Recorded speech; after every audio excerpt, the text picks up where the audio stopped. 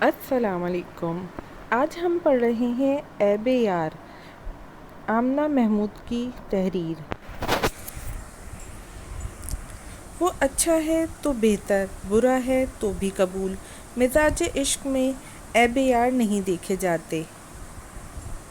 रंग बरंगी मुद्दम और तेज़ रोशनियों के साथ बेहंगम म्यूज़िक तबीयत में सख्त बेजारी पैदा कर रहा था, मगर गाजी यूं बैठा इर्द गिर्द के लुत्फ़अंदोज़ हो रहा था जैसे वो किसी क्लब में नहीं बल्कि सेहत अफ़ज़ा मुकाम पर बैठा हो। जी चल ना, बहुत रात हो गई है, घर वाले मेरा इंतज़ार कर रहे होंगे। वैसे भी मुझे इस माहौल से कराहियत महसूस हो रही है, माजिद ने जमाई रोकते हुए कोई तीसरी बार गाजी से कहा था। हैरत है, तुम पुलिस वालों को भी किसी चीज़ से कराहियत महसूस होती है। गाजी ने काउंटर पे खड़ी लड़की को घूरते हुए जवाब दिया। अब इसमें क्या ख़ास बात है? गाजी की नज़रों का ताक़ुब करते हुए माजिद ने पूछा। इसमें ख़ास बात यह है कि ये हर हफ्ते अपने बॉयफ्रेंड बदलती है, और मज़े की बात यह है कि सब इसके बारे में जानने के बावजूद भी खुशी खुशी इसके जाल में फंस जाते हैं। गाजी ने सिगरेट का कश लेते हुए हिकारत से इसकी तरफ देखा। फिर तू अब तक कैसे बचा हुआ है? माजिद के लहजे में तंज था। क्योंकि मैं औरत ज़ात में ज़रा बराबर भी दिलचस्पी नहीं रखता। मेरे ख़्याल से इस ज़मीन पर जितने भी फसाद बर्पा होते हैं उसकी वजह यही मखलूक है। गाजी सिगरेट फेंकता हुआ उठ खड़ा हुआ। खैर, अब ऐसी भी कोई बात नहीं, माजिद ने गाजी की तरफ देखते हुए जवाब दिया। हाँ, तू ये बात कह सकता है क्योंकि तू खुद इस मखलूक की कैद में है, गाजी कहता हुआ एग्ज़िट डोर की तरफ चल दिया था, तो माजिद भी शुक्र का कलमा पढ़ते इसके पीछे हो लिया। मुझे एक बात समझ नहीं आती कि इस माहौल में तेरा सर नहीं चकराता।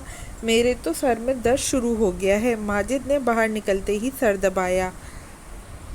ये जगह और ये माहौल तो पुलिस वालों को बहुत रास आता है, पता नहीं क्यों तुझे अच्छा नहीं लगता। गाजी कंधे उचकाता गाड़ी अनलॉक करने लगा। मैं ड्राइव करूँगा, तू अपने होश में नहीं। बहुत स्मोकिंग की है, माजिद ने फ़ौरन ड्राइविंग सीट संभालते हुए कहा, तो गाजी मुस्कुराता दूसरी तरफ चल दिया। बहुत रात हो गई है, माजिद ने गाड़ी चलाते हुए अपनी घड़ी पर नज़र दौड़ाई। बस कर दें SHO माजिद साहब, अभी तो बहुत रात पड़ी है। वैसे भी मैं सोच रहा हूँ अगर इस सुनसान सड़क पर अचानक कोई चीज़ नमूनदार हो जाए तो तुझे लाजमी अटैक आ जाएगा। गाजी ने कहकहा लगाया जबकि माजिद ने तेज़ी से ब्रेक पर पाँव रखा। ब्रेक इतनी ज़ोर से लगी कि टायरों से चिंगारियाँ निकल आईं। गाजी ने पहले हैरत से माजिद की तरफ देखा जो सामने देख रहा था, फिर सड़क पर निगाह पड़ते ही इसका हाथ गैर इरादी तौर पर अपने पिस्टल की तरफ गया। जी नहीं गाजी, नहीं, प्लीज़, माजिद चीखता रह गया, मगर 1 मिनट के 1000वें हिस्से में गाजी ने सामने बाइक पर मौजूद दोनों शख्स को अपनी गोलियों से भून डाला। मैं इसीलिए तेरे साथ कहीं नहीं जाता, तू हर बार मेरे लिए मुश्किल खड़ी कर देता है। उनकी बात सुनने तो देता, हो सकता है वो सुलह के लिए आए हों। माजिद ने तेज़ी से गाड़ी को मुखालिफ सिमत में डालते हुए जी से कहा, जो रिलैक्स अंदाज में बैठा मुस्कुरा रहा था। मेरी जान, इतनी रात को कोई सलाह के लिए कोई नहीं आता। अगर मैं उनको ना मारता तो हम दोनों अब तक मकतूल बन चुके होते।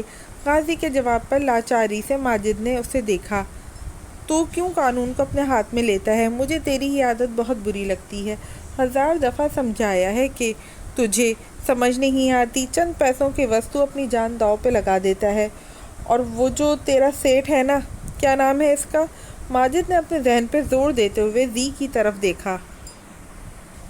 मीर तलाल नाम है इसका। जी ने एहसान करने वाले अंदाज में माजिद को जवाब दिया। वो तेरा हमदर्द नहीं है, वो अपने मतलब के लिए तुझे एक दिन काल कोठरी में पहुंचा के छोड़ेगा। माजिद ने तेज़ी से ड्राइव करते हुए कहा। पता है SHO माजिद साहब, आप भी मेरी ज़्यादा फ़िक्र ना किया करें। मुझे इस ज़िंदगी की ज़रूरत भी नहीं। मैं खुद से तंग हूँ। समझे? जी के जवाब पर माजिद ने गुस्से से गाड़ी की स्पीड बढ़ा दी, माना कि मेरे आगे पीछे कोई नहीं है। मगर तेरे तो है ना। जी ने मीटर की तरफ देखते हुए तंज किया। पिस्टल तो तेरे कंट्रोल में नहीं रहती, कम से कम ज़बान ही कंट्रोल कर लिया कर। माजिद ने गाड़ी की रफ्तार कम करते हुए जवाब दिया तो गाजी कहकहा लगाने लगा। मीर साहब, नाश्ता तैयार है, गुलाम अली ने मौदबाना लहजे में अर्ज़ की। आ रहा हूँ। मीर ने ड्रेसिंग टेबल से परफ्यूम की बोतल उठाते हुए जवाब दिया। जो हुक्म सरकार। गुलाम अली चंद कदमों से अंदर दाखिल हुआ था, इन्हीं पे वापस लौट गया। जल्दी जल्दी हाथ चलाओ, मीर साहब आ रहे हैं। गुलाम अली की बात पे सब के सब अपने अपने कामों में लग के जो अभी तक टेबल के पास खड़े गुलाम अली के हुक्म का इंतज़ार कर रहे थे। जल्दी जल्दी हाथ चलाओ, मीर साहब आ रहे हैं। गुलाम अली की बात पे सब के सब अपने अपने कामों में लग गए जो अभी तक टेबल के पास खड़े गुलाम अली के हुक्म का इंतज़ार कर रहे थे। माली ने जल्दी से ताज़ा गुलाबों का गुलदस्ता मेज़ पे पड़े इंतहाई कीमती गुलदान में लगाया, जिससे इसकी खूबसूरती में मज़ीद 4 चांद लग गए। जबकि खानसामा मेज़ पर नाश्ते के लवाजमात लगाने लगा। मीर अभी तक नहीं आया? गुलबदन ने अपनी व्हीलचेयर घसीटते हुए ताज्जुब से पूछा। गुल बीबी, अभी साहब ही की तरफ से आ रहा हूँ, वो तैयार हो रहे थे। गुलाम अली के जवाब पर गुलबदन सर हिलाती अपनी जगह पर आ रुकी। इतना बड़ा घर है, बल्कि मकान हर तरह की आसाइश से भरा हुआ, हर चीज़ मौजूद है, और जो नहीं है वो मीर के एक हुक्म पे हाजिर हो जाती है। मगर गुलबदन ने रंग बिरंगे खानों की तरफ देखते हुए कहा तो गुलाम अली भी अफसरदा सा हो गया। गुल बीबी, क्यों सुबह सुबह दिल जलाती हैं? मीर साहब ने सुना तो गुस्सा करेंगे। मैं क्यों गुस्सा करूँगा? क्या मैंने आप पर कभी गुस्सा किया है? मीर ने अपनी मखसूस नशिस्त पर बढ़ते हुए जवाब दिया तो गुलाम अली शर्मिंदा सा हाथ बांधे पीछे खड़ा हो गया। मीर, मुझे इतने बड़े मकान में वहशत होती है, मैं एक दिन तन्हाई से मर जाऊंगी। गुल बीबी की बात पर मीर का ब्रेड की तरफ बढ़ता हुआ हाथ रुक गया। ये जो नौकरों की इतनी बड़ी फ़ौज मैंने आपके लिए इसमें भर्ती कर रखी है, क्या इसके होते हुए भी आपको तन्हाई का एहसास होता है? आपका दिल बहलाने के लिए मैंने आपकी पसंद के पौधे लगाए हैं, हालांकि मुझे सब्ज़े से एलर्जी है। आपकी पसंद की पेंटिंग जगह जगह लगी है। इतने खिदमतगार इस विलास में मौजूद हैं जितने एक दिन में घंटे नहीं होते, फिर भी आपको तन्हाई का एहसास होता है। कमाल है। मीर ने तमस्खर अंदाज में जवाब देते हुए दोबारा ब्रेड स्लाइस की तरफ हाथ बढ़ाया, जबकि बाकी सब खामोश तमाशाई थे। ये सब बेजान चीज़ें और गैर लोग क्या कभी अपनों की जगह ले सकते हैं? गुल बीबी की आवाज़ में इंतहाई दर्द था। स्लाइस पे जैम लगाते हुए मीर का हाथ रुका। आज फिर अपनों की याद का दौरा पड़ा है। गुलाम अली, इन्हें कब्रिस्तान ले जाइएगा, मीर कहता हुआ अपनी कुर्सी से उठ खड़ा हुआ। आज फिर नाश्ते से भरा हुआ मेज़ वैसे का वैसे ही रह गया था। कई बार ऐसा होता था, मीर बहुत शौक़ से खाना बनवाता, मगर एक लुक़मा भी आराम से नहीं खा सकता। शायद किसी की बद्दुआ लगी थी। अल्लाह की नेमतों का शुक्र अदा करते हैं, इनकी नाशुक्री नहीं की जाती। रोज़ इतना कुछ बनवाते हो, खाते कुछ नहीं हो। गुलबदन ने मीर को टिशू से हाथ साफ करते हुए देखकर कहा, अपनी कमाई से सब कुछ बनवाता हूँ, मुझे आपके अपने नहीं देके जाते। मीर के लहजे में छुपी चुभन गुलबदन और गुलाम अली के अलावा कोई भी महसूस नहीं कर सकता था। मीर जैसे ही लॉन से बाहर निकला, 3 ब्लैक कलर की चमचमाती गाड़ियाँ लाइन में इसके आगे खड़ी हुई। पहली और आखिरी गाड़ी गार्ड्स की थी, जबकि दरमियान में मीर की अपनी कार मौजूद थी। मीर की गाड़ियाँ आगे पीछे विलास से निकलीं तो गुलबदन ने आहिस्ता आवाज़ में आयतल कुर्सी पढ़कर इन पर फूंक मारी। मीर, तुम दिन रात खून की होली खेलते हो, मुझे डर लगता है मैं तुम्हें अपनी ज़िंदगी में कम से कम खून में लथपथ ना देखूं। ग्लास डोर से गेट को देखते हुए गुलबदन ने सोचा। गुल बीबी, आप नाश्ता कर लें तो फिर कब्रिस्तान चलते हैं। गुलाम अली की आवाज़ पर गुलबदन दोबारा अपने हवासों में लौटी और सर हिलाते हुए नाश्ते की तरफ मुतवज्जा हो गई। ازین آج تو تیری خیر نہیں، فائل پتہ نہیں کہاں رکھ دی ہے۔ کوئی تیسری بار فائلوں کو الٹ پلٹ کرتے ہوئے ازین نے انہی سے پوچھا، یہ بے زبان تمہیں کیا جواب دیں گی؟ ان پر اتنا غصہ کیوں نکال رہی ہو؟ آفس میں داخل ہوتے ہوئے ہلکے پھلکے انداز میں حاشر نے طنز کیا۔ آپ آ گئے ہیں؟ ازین نے حیرت اور پریشانی سے ملے جلے تاثرات کے ساتھ ایڈوکیٹ حاشر کی طرف دیکھا، جو اب اپنی کرسی کی طرف بڑھ رہے تھے۔ میں اکیلا نہیں آیا، بلکہ میر صاحب بھی میرے ساتھ آئے ہیں، اور حسب عادت تم نے انہیں آج بھی کھڑے ہو کر سلام نہیں کیا۔ مجھے لگتا ہے میر بالکل ٹھیک کہتا ہے، تم جان بوجھ کر اسے اگنور کرتی ہو۔ اپنی کرسی پہ جھولتے ہوئے حاشر نے مزے سے کہا، جیسے اسے ازین کے تاثرات اور جواب کا پہلے سے پتہ ہو۔ اس کا مطلب ہے آج پھر کلاس ہوگی اور تمیز کا درس دیا جائے گا، اور یہ بتایا جائے گا کہ میں ان کی ملازم ہوں، وہ میرے ملازم نہیں۔ ازین نے دکھی سی صورت بناتے ہوئے حاشر کی طرف دیکھا۔ تمہاری کلاس کا تو پتہ نہیں، لیکن میری ضرور ہوگی۔ ابھی حاشر نے اتنا ہی کہا تھا کہ اس کا انٹرکام بجنے لگا، جبکہ ازین سب چھوڑ چھاڑ کر اپنی کرسی پہ بیٹھ گئی۔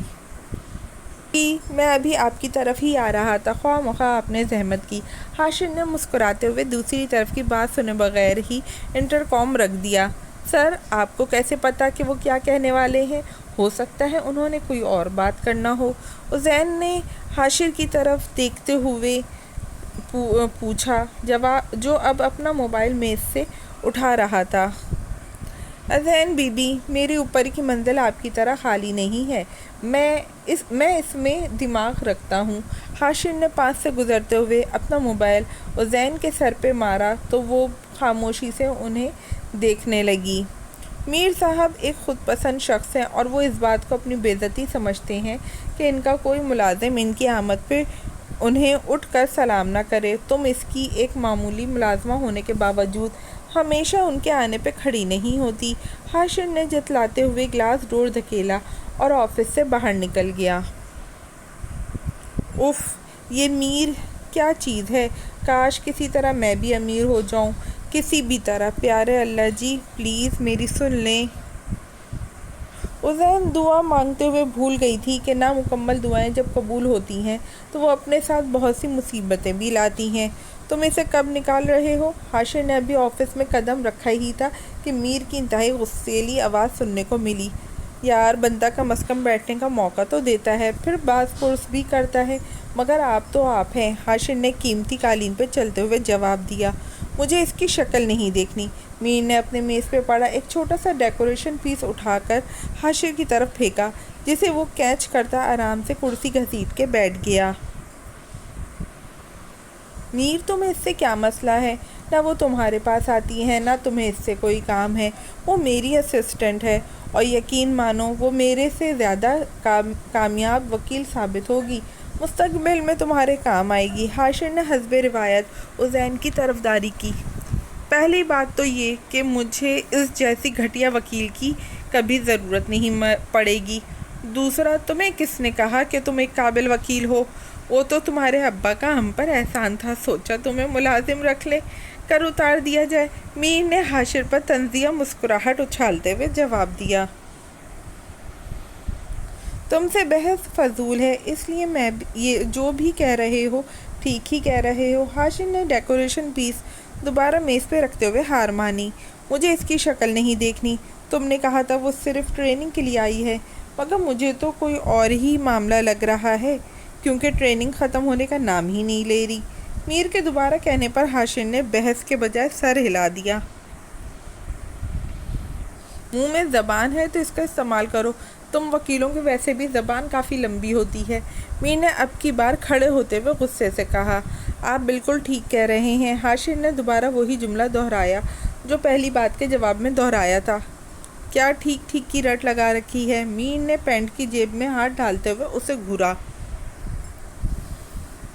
ازین کہتی ہے جب کوئی آپ کی بات سمجھنے کی کوشش نہ کرے تو اسے یہی کہنا چاہیے۔ جیسے ہی حاشر کے منہ سے یہ الفاظ نکلے، میر نے اپنے سامنے پڑے پیپر ویٹ کو جلدی سے اٹھایا۔ اس سے پہلے وہ حاشر کا نشانہ لیتا وہ تیزی سے اٹھا اور میر کے پیچھے جا کھڑا ہوا۔ میر پلیز یار، یہ بہت زور سے لگتا ہے۔ حاشر نے میر کو اپنے حصار میں لیتے ہوئے دہائی دی، हाशिर छोड़ो मुझे, आज मैं तेरा सर फाड़ दूंगा। ये भूल जाऊंगा कि तू जलील कमीना मेरा अखलौता दोस्त भी है। मीन हाशिर छोड़ो मुझे, आज मैं तेरा सर फाड़ दूंगा और ये भूल जाऊंगा कि तू जलील कमीना मेरा अखलौता दोस्त भी है। मीर ने सुरसुरी सा अपना बाजू छुड़ाते हुए कहा तो हाशिर हंसता हुआ पीछे हट गया। कितनी बार कहा है इसका जिक्र मेरे सामने ना किया कर। मीर ने अपने कोट को झाड़ते हुए नागवारी से हाशिर की तरफ देखा। यार कसम से वो बहुत अच्छी वकील है, आजकल सारा काम वही कर रही है, मैं तो सिर्फ इसे कहता हूँ, खुद कुछ नहीं करता। हाशिर ने करीब पड़े सोफे पे बैठते हुए जवाब दिया। बस मुझे इसकी शक्ल नज़र नहीं आनी चाहिए, मुझे वो काली बिल्ली से ज़्यादा मनहूस नज़र आती है। मीर ने अपने कफ दुरुस्त करते हुए जवाब दिया। इसकी राय भी आप जनाब के बारे में कुछ ऐसी ही है, यानी आज मुझे मैथ का ये उसूल समझ आने लगा है। RHS is equal to LHS। Hashir कहता हुआ सोफे से उठ खड़ा हुआ। मुझे आबिद बिल्डर्स की फ़ाइल चाहिए अभी और इसी वक्त। मीर की बात पर हाशिर की हंसी को ब्रेक लगी। वही फ़ाइल तो उज़ैन ढूंढ रही थी और तारीख़ गवाह है आज तक उज़ैन ने जिसको भी ढूंढा है वो नहीं मिला। अच्छा भिजवाता हूँ, हाशिर ने डोर के हैंडल पे हाथ रखते हुए जवाब दिया। जल्दी। मीर की आवाज़ पे हाशिर बगैर कुछ कहे बाहर निकल आया। साहब फरमा रहे हैं जल्दी। मुझे तो वो फ़ाइल देर से भी मिलती हुई नज़र नहीं आ रही। हाशिर ने बंद दरवाजे की तरफ पुरसोच अंदाज में देखा और अपनी ऑफिस की तरफ चल दिया। अम्मा तेरी बहन बहुत चारा खाती है, मैं अकेली इसका चारा काटते काटते थक जाती हूँ। जरी ने टोके से चारा काटते हुए गिला किया। अच्छा दूध पीते हुए तो तू नहीं थकती, ना मलाई और दही खाते हुए तुझे एहसास होता है कि तू अकेली है। वो सब चीज़ें भी इस मासूम की वजह से हैं। मासी फुल्ला तो ने गंदम साफ़ करते हुए जवाब दिया। वाह अम्मा क्या कहने तेरे जैसे, सारा तो मैं ही खा पी जाती हूँ और जो मैं बदले में तेरे काम करती हूँ इसका क्या। जरी ने मशीन छोड़ते हुए नाराज़गी से देखा। अगर आज मेरा सांवल होता तो ये सारा काम करता, मगर अब क्या किया जाए, तुझे ही ये काम करने पड़ते हैं, अंदर के भी और बाहर के भी। मासी फूला दुखी होते हुए दोबारा गंदम साफ़ करने लगी। अम्मा एक बात तो बता, अगर सांवल पीछे आ गया तो तू इसे कैसे पहचानेगी। जरी ने तजस्सुस से इसके करीब बैठते हुए पूछा। लो भला मैं क्यों नहीं पहचानूंगी, वो मेरा पुत्र है और मैं इसकी अम्मा हूँ। अगर मैं इसे ना भी पहचान सकी, क्योंकि वो तो अब गबरू जवान बन गया होगा, तो वो मुझे ज़रूर पहचान लेगा, क्योंकि मैं तो वैसी की वैसी हूँ। मासी फूला ने पहले उदासी से और फिर खुशी से जवाब दिया। मासी वो आखिर कब आएगा, जरी ने मायूसी से कहा और दोबारा उठ के चारा काटने लगी। क्या पता, मगर तू क्यों उदास हो रही है। मासी को अचानक जरी की उदास शक्ल दिखाई दी। मासी मेरे साथ की तमाम लड़कियों की गांव में शादी हो रही है और मैं अभी तक इस गुमशुदा सावल के इंतज़ार में बैठी हूँ। मेरा भी दिल चाहता है शादी करने को। वो रज्जो के ससुराल वाले कितनी प्यारी प्यारी चीज़ें लाए थे। जरी ने हसरत भरी नज़रों से फुल्ला की तरफ देखते हुए जवाब दिया। शर्म तो तुझे आती ही नहीं। याद रख मेरा सावल ज़रूर वापस आएगा और मैं तेरी शादी अपने सावल के अलावा किसी से नहीं करूँगी। आखिर तू इसकी बचपन की मंग है और वो मुझसे नाराज़ होगा अगर मैंने तेरी शादी किसी और से कर दी। मासी फुल्ला ने नाराज़गी से जरी की तरफ देखा। वो तब आएगा जब मैं बूढ़ी हो जाऊँगी। जरी गुस्से से दोबारा चारा काटने लगी। ना मेरी धी ऐसे नहीं बोलते, मायूसी कुफर है। मैं हर जुमेरात को बाबा सरकार के दरबार पर चराग जलाती हूँ। वो एक ना एक दिन ज़रूर वापस आएगा। मासी फुल्ला की उम्मीद भरी नज़रों को देखते हुए जरी ने खामोशी मुनासिब समझा, वरना गांव का एक एक फ़र्द ये बात अच्छी तरह जानता था कि सैलाब में बहने वाले मासी फुल्ला का 7-8 साला लड़का कहाँ ज़िंदा होगा, मगर मासी इस बात को मानने से इनकारी थी। वो अच्छा है तो बेहतर, برا ہے تو بھی قبول۔ مزاج عشق میں عیب یار نہیں دیکھے جاتے۔ بس کریں گل بی بی، دیر ہو رہی ہے، اب ہمیں چلنا چاہیے۔ غلام علی نے گلبدن کو زور و قطار روتے ہوئے دیکھ کر کہا۔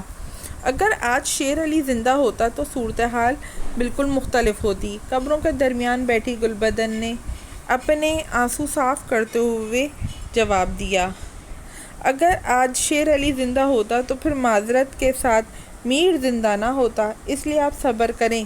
غلام علی کے چہرے پہ کرب کے آثار نمایاں ہوئے۔ تم کیسے بھائی ہو؟ تمہیں اپنے بھائی کے ساتھ ذرا برابر ہمدردی نہیں؟ میں نے تمہیں کبھی شیر علی کے لیے روتے ہوئے نہیں دیکھا۔ گلبدن نے چیختے ہوئے غلام علی کی طرف دیکھا۔ جو سوال آپ مجھ سے پوچھ رہی ہیں وہی سوال میں آپ سے بھی پوچھ سکتا ہوں۔ غلام علی کے چہرے پر تمسخرانہ مسکراہٹ چھا گئی۔ مطلب؟ گلبدن کا چہرہ اپنی حدت پر سرخ پڑا۔ کچھ تو دھوپ کا اثر تھا اور کچھ رونے کی وجہ سے رنگت حد سے زیادہ سرخ پڑ رہی تھی۔ مطلب مجھے اپنے بھائی کا طعنہ دینے سے پہلے آپ اپنے گریبان میں بھی جھانکیں۔ آپ نے بھی تو میر کے مقابلے میں اپنے منگیتر کو قربان کر دیا تھا۔ یعنی اب تم بھی ہمیں باتیں سناؤ گی؟ یہی کسر رہ گئی تھی۔ غلام علی کی بات پر گلبدن نے غصے سے اپنی ویل چیئر کا رخ قبرستان سے باہر کی طرف موڑا۔ گل بی بی آرام سے۔ غلام علی نے فوراً لمبے لمبے ڈھنگ بھرتے ہوئے ویل چیئر پکڑی۔ میں معذرت خواہ ہوں، بس ذرا زبان پھسل گئی تھی۔ غلام علی کو فوراً شرمندگی ہوئی کیونکہ وہ گل بی بی کو دکھ نہیں دینا چاہتا تھا۔ تم اچھے سے جانتے ہو کیا ہوا تھا۔ میں جان بوجھ کر شیر علی کو نقصان پہنچا سکتی تھی؟ کبھی نہیں۔ جو بھی ہوا اچانک ہوا۔ ہاں، میری یہ غلطی ہے کہ میں نے شیر علی کو میر کے خون سے ہاتھ رنگنے نہیں دیے تھے۔ گلبدن عجیب سی کیفیت میں بول رہی تھی۔ مجھ سے بہت بڑی غلطی ہو گئی۔ ان دونوں کی لڑائی میں نقصان صرف میرا ہوا۔ میں نے اپنی ٹانگیں کھو دیں۔ میں شیر علی کو بچا رہی تھی اور اس نے مجھ پر ہی فائل کھول دیے۔ مجھے بے وفا سمجھا۔ گلبدن بولتے ہوئے پھر رونے لگی۔ اپنا دل ہلکا کر لیں، مگر میر صاحب کے سامنے احتیاط کیجیے گا۔ آپ آج کل بہت سخت بول جاتی ہیں۔ غلام علی نے اپنے طور پہ سمجھانا چاہا۔ میر تو بالکل پتھر کا ہو گیا ہے۔ مجھے سمجھ نہیں آتی اتنی دولت اکٹھی کر کے کیا کرے گا۔ نہ کوئی اس دولت کا وارث ہے، نہ ہی یہ دولت میر کو سکون دے رہی ہے۔ رات میں گولیاں کھا کر سوتا ہے، صبح ناشتہ کرنا بھی نصیب نہیں ہوتا، ہر وقت جلدی میں رہتا ہے، لاکھ دشمن پال رکھے ہیں۔ گلبدن بولتی جا رہی تھی اور غلام علی ویل چیئر گھسیٹتا چپ چاپ سن رہا تھا۔ غلام علی، مجھے ابھی کچھ دیر اور تازہ ہوا میں رہنا ہے۔ ویل چیئر پر بیٹھی گلبدن نے جیسے گاڑیوں کو دیکھا کسی معصوم بچے کی طرح فرمائش کی۔ گل بی بی، دوبارہ میر صاحب کا فون آ چکا ہے، 2 بار میر صاحب کا فون آ چکا ہے، کہیں ایسا نہ ہو آپ سے یہ آزادی بھی چھین لی جائے۔ غلام علی نے گاڑیوں کے پاس کھڑی ملازمہ کو قریب آنے کا اشارہ کرتے ہوئے جواب دیا۔ معذوری سے تو بہتر تھا میں بھی ان لوگوں کے ساتھ ہی مر جاتی۔ گلبدن نے دکھ سے کہتے ہوئے ایک گہرا سانس خارج کیا۔ آپ میر سے یہ کہا کریں نا، تاکہ آپ کو کہیں سیر پہ لے جائیں، کیونکہ اب وہ صرف آپ کی ہی سنتے ہیں۔ غلام علی کی بات پہ روتی آنکھوں کے ساتھ گلبدن ہنسنے لگی اور پھر ہنستی ہی چلی گئی، جبکہ غلام علی نے دکھ سے اپنے آنکھوں پہ کالا چشمہ لگا لیا تاکہ گلبدن اس کے آنسو نہ دیکھ سکے۔ حسب معمول تھانے میں لوگوں کا گہما گہمی تھی۔ ایس ایچ او ماجد اپنی کرسی پہ جھولتے ہوئے حوالدار کو دیکھ رہا تھا۔ سر جی، ان لوگوں کو سرعام گولیاں ماری گئی ہیں، کوئی گواہ، سی سی ٹی وی فوٹیج وغیرہ؟ ماجد نے اپنی تسلی کے لیے پوچھا۔ نہیں سر جی، اس روڈ پہ کیمرے ہی نہیں ہیں، گواہ آدھی رات کو کہاں سے ملیں گے؟ حوالدار کے جواب پر ماجد کے اندر سکون اترا۔ ٹھیک ہے، ہسپتال سے لاشوں کی پوسٹ مارٹم رپورٹ لے آؤ اور نامعلوم افراد کے خلاف دہشت گردی کا مقدمہ درج کر لو۔ ماجد نے کہتے ہوئے غازی کا نمبر ڈائل کیا، جبکہ حوالدار سلوٹ مارتا باہر چلا گیا۔ قاضی اللہ ہی ہے جو ہر بار میری عزت رکھتا ہے، ورنہ تم اسے لوٹنے میں کوئی کسر نہیں چھوڑتے۔ ماجد کی بات پر غازی نے کہا لگایا، چل پھر اسی خوشی میں دوبارہ کرب چلتے ہیں، رنگ برنگی حوریں دیکھ لینا اور میں اپنا نشہ پورا کر لوں گا۔ قاضی نے اپنی گن چیک کرتے ہوئے جواب دیا، تجھے تیری جنت حوروں سمیت مبارک ہو، تجھے تیری جنت حوروں سمیت مبارک ہو، میں جہاں ہوں جیسا ہوں بالکل ٹھیک ہوں، خوش ہوں، ماجد کہتے ہوئے کال کاٹنے لگا، مگر پھر کسی خیال کے تحت رکا۔ چھوڑ دے یہ گناہ کی زندگی، ماجد نے حسب عادت اسے سمجھانا چاہا۔ ماجد، ایک پولیس افسر کے منہ سے یہ باتیں ذرا اچھی نہیں لگتیں، تو نے خواہ مخواہ پولیس فورس جوائن کی ہے، حالانکہ تجھے مولوی ہونا چاہیے تھا، ہر وقت گناہ ثواب کے چکر میں پڑا رہتا ہے۔ قاضی نے گن لوڈ کرتے ہوئے سائڈ پہ رکھی۔ ماجد نے بے بسی سے پکارا، فی الحال تو میں میر صاحب سے ملنے جا رہا ہوں، واپسی پہ کلب چکر لگاؤں گا، اگر تیرا دل ملنے کو کرے تو وہاں آ جانا۔ غازی نے جان بوجھ کر چھیڑا، میرا تجھ سے ملنے کو بالکل بھی دل نہیں کر رہا، ماجد نے کہتے ہوئے کال رکھ دی تھی اور خود اپنے روز مرہ کے روٹین میں مصروف ہو گیا۔ ازین، تم ایک کامیاب وکیل ہو اور دیکھنا ایک دن پاکستانی عدالتوں میں تمہارا نام گونجے گا۔ حاشر نے فائل کا جائزہ لیتے ہوئے اس سے تعریفی نظروں سے دیکھا۔ تھینک یو سو مچ سر، یہ سب آپ کی ہی ٹریننگ کا نتیجہ ہے۔ ازین کا چہرہ خوشی سے ٹمٹما رہا تھا۔ میں یہ فائل میر کو دکھا کر آتا ہوں۔ حاشر کچھ سوچتا ہوا اٹھ کھڑا ہوا، میرے خیال سے وہ آج ابھی تک نہیں آئے، کیونکہ وہ اکیلے تو چلتے نہیں، پوری بارات ساتھ لے کر چلتے ہیں، اور میں نے ابھی تک کوئی بارات گزرتے ہوئے نہیں دیکھی۔ ازین کی بات پر حاشر مسکراتا ہوا دوبارہ اپنی جگہ پر بیٹھ گیا۔ سر، آپ تو اچھے خاصے خوش اخلاق ہیں، پھر آپ کی دوستی ان جیسے بد اخلاق شخص سے کیسے ہو گئی؟ ازین نے تجسس سے مارے پوچھا۔ پہلی بات تو یہ کہ ازین کسی کے بارے میں اتنا نیگیٹو سوچ نہیں رکھتے، بعض دفعہ زندگی میں ایسے حادثات پیش آتے ہیں کہ اچھا خاصا ہنستا کھیلتا انسان پتھر بن جاتا ہے، میر کے ساتھ بھی کچھ ایسا ہی ہے۔ حاشر نے بے حد سنجیدگی سے ازین کی طرف دیکھا۔ سر، ایسا بھی کیا ہوا تھا ان کی زندگی میں؟ ازین کے سوال پر حاشر نے دکھ سے اپنی آنکھیں بند کی، جیسے کچھ کہنے کے لیے ہمت جمع کر رہا ہو۔ میر پہ ڈبل قتل کیس تھا، جس کی وجہ سے اس نے جیل بھی کاٹی۔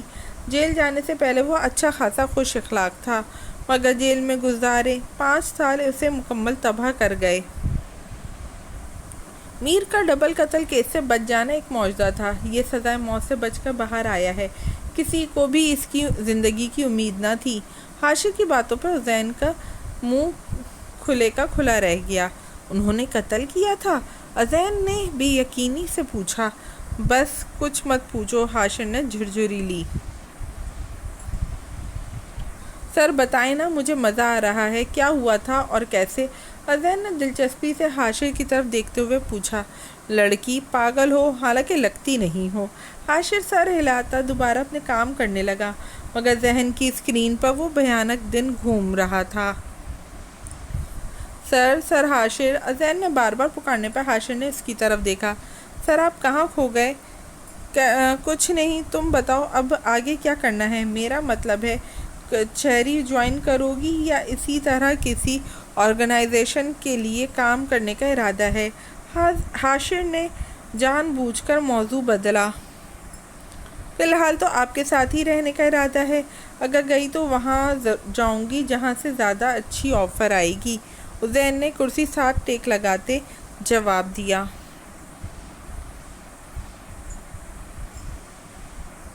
پیسہ ہی سب کچھ نہیں ہوتا لڑکی، سب سے زیادہ اہمیت آپ کے سکون کی ہے۔ حاشر نے اس کی نظریے کی نفی کی۔ میرے خیال سے تو سب کچھ پیسہ ہی ہوتا ہے، ازین نے فوراً تردید کی۔ نہیں، پیسہ سب کچھ نہیں ہوتا، ہاں البتہ ہم اس کی اہمیت سے انکار نہیں کر سکتے۔ حاشر کے جواب پر ازین ہنسنے لگی۔ سر، ایک ہی بات ہے، آپ نے گھما پھر دی، جبکہ میں نے صاف صاف لفظوں میں کہا ہے، ازین نے پیپر ویٹ گھماتے ہوئے کہا۔ ایک بات نہیں ہے وکیل صاحبہ، حاشر کے یوں مخاطب کرنے پر ازین کھلکھلا کر مسکرا دی۔ پورے فلیٹ میں تیز میوزک نے شور برپا کر رکھا تھا۔ ٹی وی پر علیحدہ اینکر چیخ چیخ کر ملک میں لا اینڈ آرڈر کی صورتحال بتا رہا تھا۔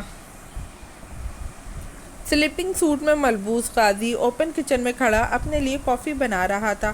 2 دفعہ اسے احساس ہوا کہ شاید کسی نے ڈور بیل بجائی ہے، مگر پھر اس خیال کے تحت کہ میرے فلیٹ میں کون آئے گا سوچ کر سر جھٹک دیا۔ قاضی کا فلیٹ 5ویں منزلہ عمارت میں سب سے اوپر تھا اور اس کے اعلیٰ اخلاق کی بدولت کوئی بھی اس کے ساتھ رابطہ نہیں رکھتا تھا۔ ابھی وہ کافی کپ میں ڈال ہی رہا تھا کہ میوزک اور ٹی وی کی آواز کے ساتھ ساتھ ایک اور آواز کا اضافہ بھی ہو گیا۔ پہلے تو حیرت سے قاضی نے اپنے ارد گرد دیکھا، پھر احساس ہوا یہ آواز شاید بیل کی ہے۔ اپنا کپ اٹھائے وہ لانچ میں آیا، ٹی وی کی آواز اور میوزک بند کی تو گھنٹی کی آواز واضح ہو گئی۔ انتہائی واہیات اور کمینے انسان، تو نہیں بلکہ میں جو اس وقت تجھے ملنے چلا آیا۔ دروازہ کھلتے ہی ماجد بولتے ہوئے اندر داخل ہوا، جسے قاضی نے ناگواری سے گھورا۔ رات کے 11 بجے تو میرے فلیٹ پہ کیا کرنے آیا ہے؟ قاضی دروازہ بند کرتے اس کے پیچھے چل دیا۔ اور یہی سوال میرا بھی ہے کہ اتنی رات کو تو اپنے فلیٹ پہ کیا کر رہا ہے؟ تیری طبیعت خراب ہے یا کسی کی کرنے جا رہا ہے؟ ماجد نے صوفے پہ بیٹھتے ہوئے کہا۔ بس آج کلب جانے کا دل نہیں کر رہا تھا۔ قاضی نے کندھے اچکائے اور ماجد کے برابر بیٹھ گیا۔ کب سے بیل بجا رہا ہوں، مگر خیر سے آپ نے اندر اتنا ماحول بنایا ہوا ہے کہ باہر کی کچھ خبر ہی نہیں۔ ماجد نے طنز کرتے ہوئے اسکرین کی طرف دیکھا جہاں میر کی فوٹیج چل رہی تھی۔ یہ تیرا سیٹ ہے نا؟ ماجد نے چونکتے ہوئے پوچھا۔ ہاں، قاضی نے سر ہلاتے ہوئے آواز اونچی کی۔ اب کون سا کارنامہ سر انجام دیا ہے؟ ماجد کو تجسس ہوا۔ ایک اور یتیم خانے کا افتتاح کیا ہے۔ قاضی کے جواب پر ماجد ہنس پڑا۔ یہ صحیح ہے، لوگوں کی زمینوں پر ناجائز قبضہ کرو، یہاں تک کہ قبرستانوں کو بھی نہ چھوڑو۔ یتیم خانے کھولتے جاؤ جہاں تیری جیسے معصوم لوگ اس کے جال میں پھنستے جائیں اور اس کا کاروبار چلتا جائے۔ ماجد کے کمنٹس قاضی کو کچھ خاص پسند نہیں آئے۔ میر ایک کھڑا انسان ہے، قاضی نے کہتے ہوئے اپنا کپ خالی کر کے سامنے میز پہ رکھا اور ٹی وی بند کر دیا۔ اس کی غلامی چھوڑ دے جس دن تو اس کے کام کا نہ رہا یا اس کی اپنی جان مشکل میں ہوئی تو وہ تجھے پھنسا کے خود نکل جائے گا۔ وہ بہت شاطر ہے۔ ماجد نے حسب عادت دوبارہ بات شروع کی۔ یہ سب کچھ میر کا ہی دیا ہوا ہے، ویسے بھی مجھے اس زندگی کی کوئی ضرورت نہیں، میرے آگے پیچھے کوئی نہیں ہے۔ قاضی نے میز پہ ٹانگیں رکھتے ہوئے جواب دیا۔ میر کا تو پتہ نہیں، مگر آگے کے بارے میں سوچا جا سکتا ہے۔ ماجد کی بات پر قاضی ہنس پڑا۔ مثلاً کہ قاضی نے آگے جھکتے ہوئے رازداری سے پوچھا۔ تو شادی کر لے۔ ماجد بالکل سیریس تھا۔ اچھا، مجھے کون اپنی بیٹی دے گا؟ میں کرائے کا قاتل ہوں۔ قاضی کے پوچھنے پہ ماجد نے اس کی طرف دیکھا۔ یہ کام تو مجھ پہ چھوڑ دے، تیرا رشتہ کرانا میری ذمہ داری ہے، بس یہ کام چھوڑ دے، یقین مان، فیملی بڑی نعمت ہے۔ ماجد کی بات پر قاضی ہنستا ہوا اٹھ کھڑا ہوا۔ مجھے وہی شخص اپنی بیٹی دے گا جس کی یا تو اندھی ہوگی یا پھر اسے کسی نے بد دعا دی ہوگی، اور مجھے اس طرح کی لڑکی سے شادی نہیں کرنی۔ میری بات تو سن، ماجد نے پکارا۔ میں فی الحال میوزک سننے لگا ہوں۔ کچن میں جاتے ہوئے اس نے دوبارہ میوزک آن کر دیا۔ میر کی گاڑی تیزی سے گزر رہی تھی۔ اچانک اس کی نظر سڑک کنارے کھڑی ازین پر پڑی۔ گاڑی ریورس کرو۔ اچانک میر کے کہنے پہ ڈرائیور نے بریک لگائی اور گاڑی ریورس کرنے لگا۔ بلیک کلر کی ویگو کی ریورس ہوتے ہی باقی دونوں گاڑیاں بھی ریورس ہوئیں۔ یہ حاشر کی اسسٹنٹ ہے نا؟ بلیک گلاسز آنکھوں سے اتارتے میر نے تصدیق چاہی۔ جی سر، وہی ہے، ڈرائیور کے برابر بیٹھا باڈی گارڈ نے جواب دیا۔ یہ اس وقت یہاں کیا کر رہی ہے؟ میر نے دل میں سوچتے ہوئے گھڑی پہ وقت دیکھا جہاں رات کے 10 بج رہے تھے۔ اسے بلا کر لاؤ۔ کچھ دیر سوچنے کے بعد میر نے حکم دیا۔ تو تو باڈی گارڈ فوراً گاڑی سے نکل کر اس کی طرف چل دیا۔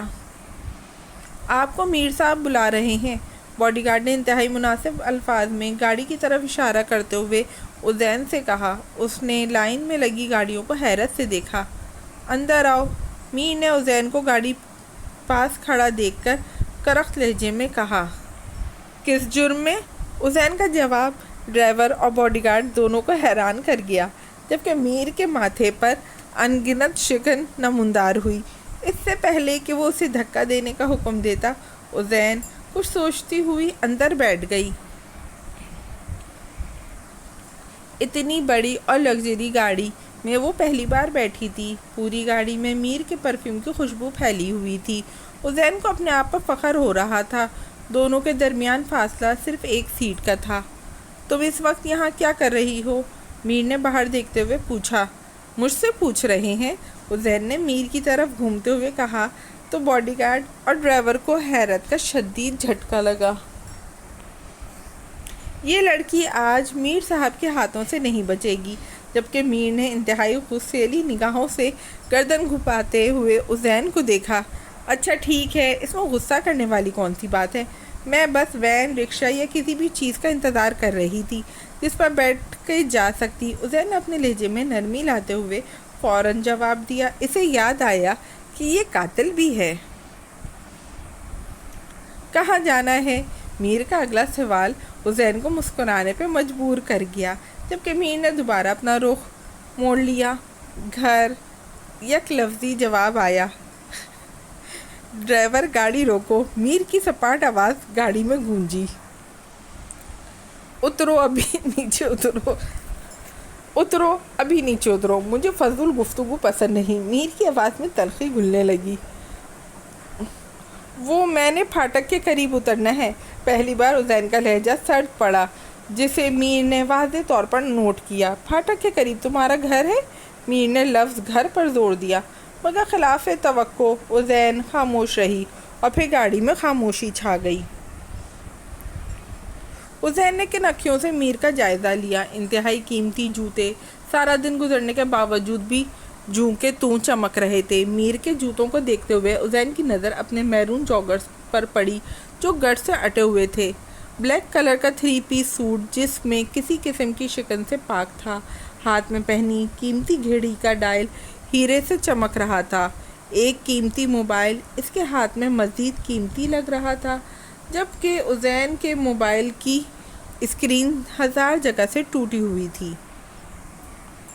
ہائے یہ امیر لوگ، یہ ٹھاٹ باٹ، یہ شان و شوکت، کاش میرے پاس بھی ایسی ہی گاڑیاں اور گارڈ ہوں تو مزہ آ جائے۔ ابھی وہ اپنی سوچوں میں گم تھی کہ گاڑی کی تیز اور مسلسل بجتے ہارن نے اسے چونکنے پہ مجبور کر دیا۔ میرے خیال میں اسے پھاٹک ہی کہتے ہیں۔ میر کی آواز پہ وہ شرمندہ سی باہر نکل گئی۔ تم میں اخلاق کی شدید کمی ہے، نہ سلام اور نہ شکریہ۔ میر کی آواز پر ازین نے پلٹ کر خالی نگاہوں سے اسے دیکھا جو اسے ہی دیکھ رہا تھا، اور پھر دیکھتے ہی دیکھتے گاڑی نظروں سے اوجھل ہو گئی۔ وہ اچھا ہے تو بہتر، برا ہے تو بھی قبول۔ مزاج عشق میں عیب یار نہیں دیکھے جاتے۔ بارش کی ننھی منھی بوندیں گاڑی کی شیشوں کے ساتھ ٹکراتی عجب میوزک پیدا کر رہی تھی۔ گاڑی جیسے ہی پورچ میں رکی، میر نے اپنی طرف کا دروازہ کھولا اور لان کی طرف چل دیا۔ سر، بارش میں گیلے ہو جائیں گے، پیچھے سے غلام علی نے آواز لگائی، مگر میر چپ چاپ گیلی گھاس پہ چلنے لگا۔ کتنا اچھا لگتا تھا لندن کی سڑکوں پہ یوں بارش میں بھیگنا۔ میر کو اپنا یونی کا دور یاد آیا تو چہرے پہ مسکراہٹ نے احاطہ کر لیا۔ پھر وہ بھلی سی صورت جس کا محبت سے پوچھنا، میر کب واپس آؤ گے؟ اور وہ اسے چڑھانے کے غرض سے کہتا، کبھی نہیں۔ اپنی ہی باتوں کو یاد کرتے ہوئے میر دکھی ہوا۔ کاش میں نے کہا ہوتا بس چند دن، اب تو اس کے بچے بھی ہوں گے اور پتہ نہیں کتنے ہوں گے۔ اپنی سوچ پہ وہ خود ہی ہنسا۔ برستی بارش میں وہ سارا بھیگ چکا تھا، اس کے جوتوں میں بھی پانی بھرنے لگا تھا۔ سر جھٹکتا اب وہ اندر کی جانب چل دیا۔ لاؤنج کی سیڑھیوں میں ملازم تولیہ لیے کھڑا تھا۔ سب سے پہلے میر نے اپنے جوتے اتار کر سلیپر پہنے، پھر اپنے کوٹ کو اتار کے ارد گرد کھڑے ملازموں کو پکڑایا۔ تولیے سے بال صاف کرتا اندر کی جانب چل دیا۔ لاؤنج میں گہری خاموشی تھی، مطلب گلبدن سو چکی ہیں۔ اپنے کمرے کی طرف جاتے جاتے میر کے قدم خود بخود گلبدن کے کمرے کی طرف چل دیے۔ جیسے ہی ہینڈل پہ ہاتھ رکھتے میر نے آہستہ سے اسے گھمایا تو دروازہ کھلتا چلا گیا۔ میر تم؟ اس سے پہلے کہ میر کچھ کہتا، گلبدن جو رائٹنگ ٹیبل پہ بیٹھی کچھ لکھ رہی تھی یوں اچانک اسے دیکھ کر چونک گئی۔ ہاں میں، تھکے تھکے سے قدم لیتا وہ رائٹنگ ٹیبل پہ پاس کھڑا ہوا، ماتھے پہ بکھرے گیلے بال، کندھوں پہ تولیہ لیے، پینٹ ٹخنوں تک فولڈ اور پاؤں میں سلیپر۔ وہ اس وقت گلبدن کو بہت پیارا لگا۔ بارش میں نہا کر آئے ہو؟ گلبدن کے پوچھنے پر ہلکا سا سر کو خم دیا، جبکہ پوزیشن ہنوز قائم تھی۔ میرا بھی دل کرتا ہے مگر، گلبدن نے کھڑکی کی طرف دیکھتے ہوئے کہا، جہاں سے گرتی بارش صاف نظر آ رہی تھی۔ آپ ملازمت سے کہتی، وہ آپ کو لے جاتی۔ یہ کوئی بات نہیں، پر کوئی بات نہیں، ابھی کون سی بارش رکی ہے، چلے میں لے جاتا ہوں۔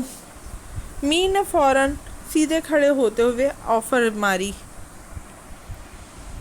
نہیں، تم تو آگے ہی بہت گیلے ہوئے ہو، تمہیں سردی بھی جلدی لگ جاتی ہے، دیکھنا ابھی چھینکیں آنے لگیں گی، جاؤ کپڑے بدلو اور کچھ گرم پیو۔ گلبدن کی بات پر میر مسکراتا ہوا دوبارہ ٹیبل کے ساتھ ٹیک لگا گیا۔ آج جلدی آ گئے ہو؟ گھڑی کی طرف دیکھتے ہوئے گلبدن نے پوچھا۔ ہاں بس آج کام کرنے کا دل نہیں کر رہا تھا، میر نے رائٹنگ ٹیبل سے پیڈ اٹھاتے ہوئے جواب دیا۔ میر یہ؟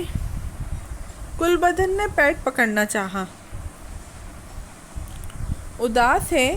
ورق پلٹتے محبت سے پوچھا۔ نہیں، گلبدن نے نظریں پھیر لیں، شرمندگی سے گھیرا۔ میر کے بارے میں ہی تو سب گلے تھے۔ اچھا، تو مجھے ظالم لکھا جا رہا ہے؟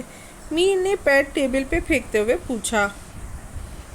اس معاشرے کی ہر عورت کو لگتا ہے کہ وہ مظلوم ہے اور مرد ظالم۔ میر پینٹ کی جیب میں ہاتھ ڈالے سیدھا کھڑا ہوا۔ اس مہینے تو بہت مصروف ہوں، کچھ ضروری کام ہیں جنہیں چھوڑ نہیں سکتا، مگر اگلے مہینے میں آپ کو لے کر کہیں چلوں گا۔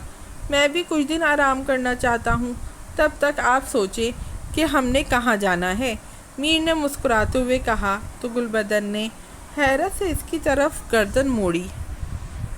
I am sorry. میر جانے کے لیے پلٹا تو گلبدن کی آواز اس کے کانوں میں پڑی۔ وہ شاید شرمندہ تھی۔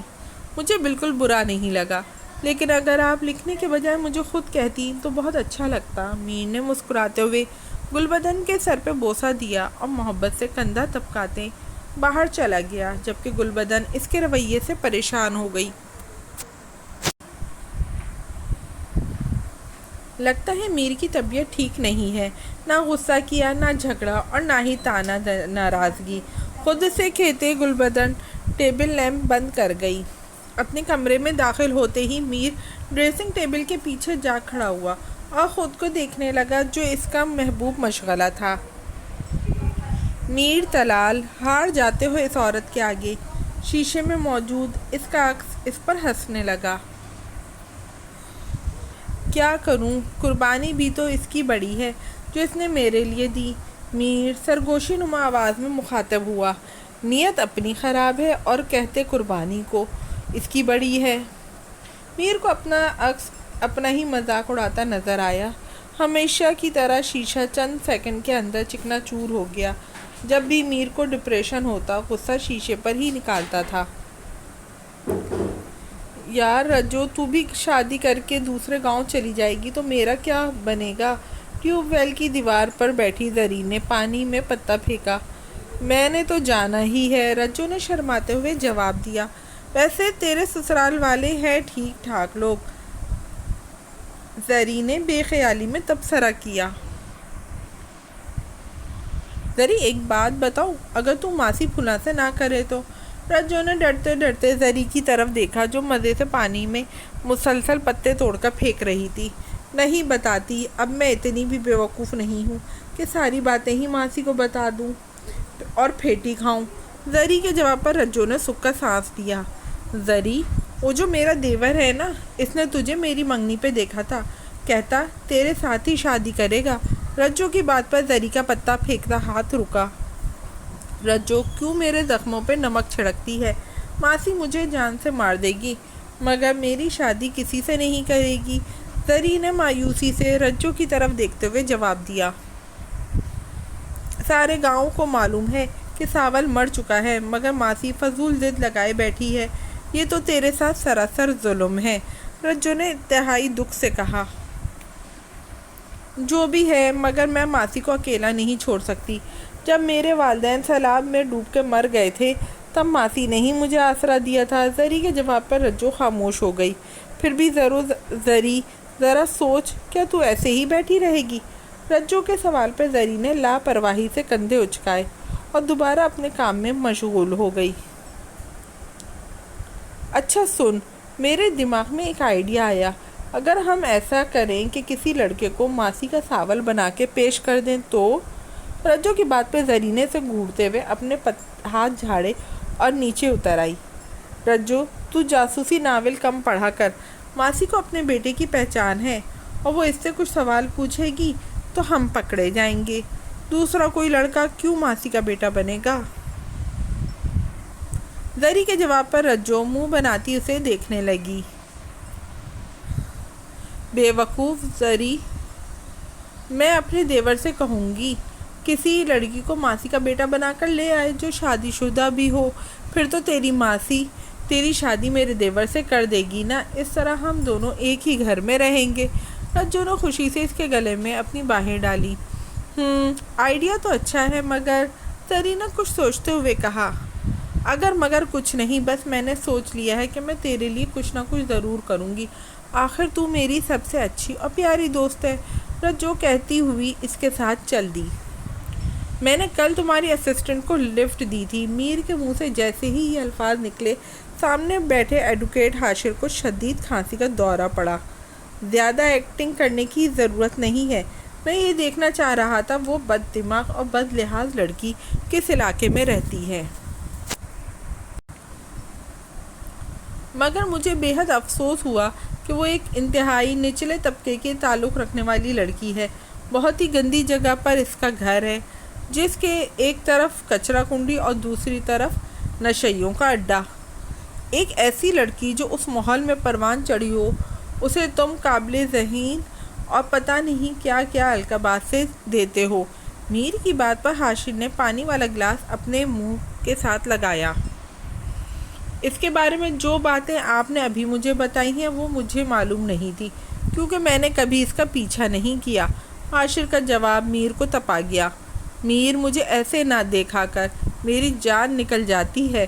حاشر نے مسکین شکل بنائی۔ یہ انفارمیشن تمہیں دینے کا یہ مطلب ہے کہ تم نے میرے آفس میں کیسا کیسا گند رکھا ہوا ہے۔ تمہارا کوئی سٹینڈرڈ نہیں، اور تم نے میرا سٹینڈرڈ بھی خراب کر دیا۔ میر کے لہجے میں حقارت تھی۔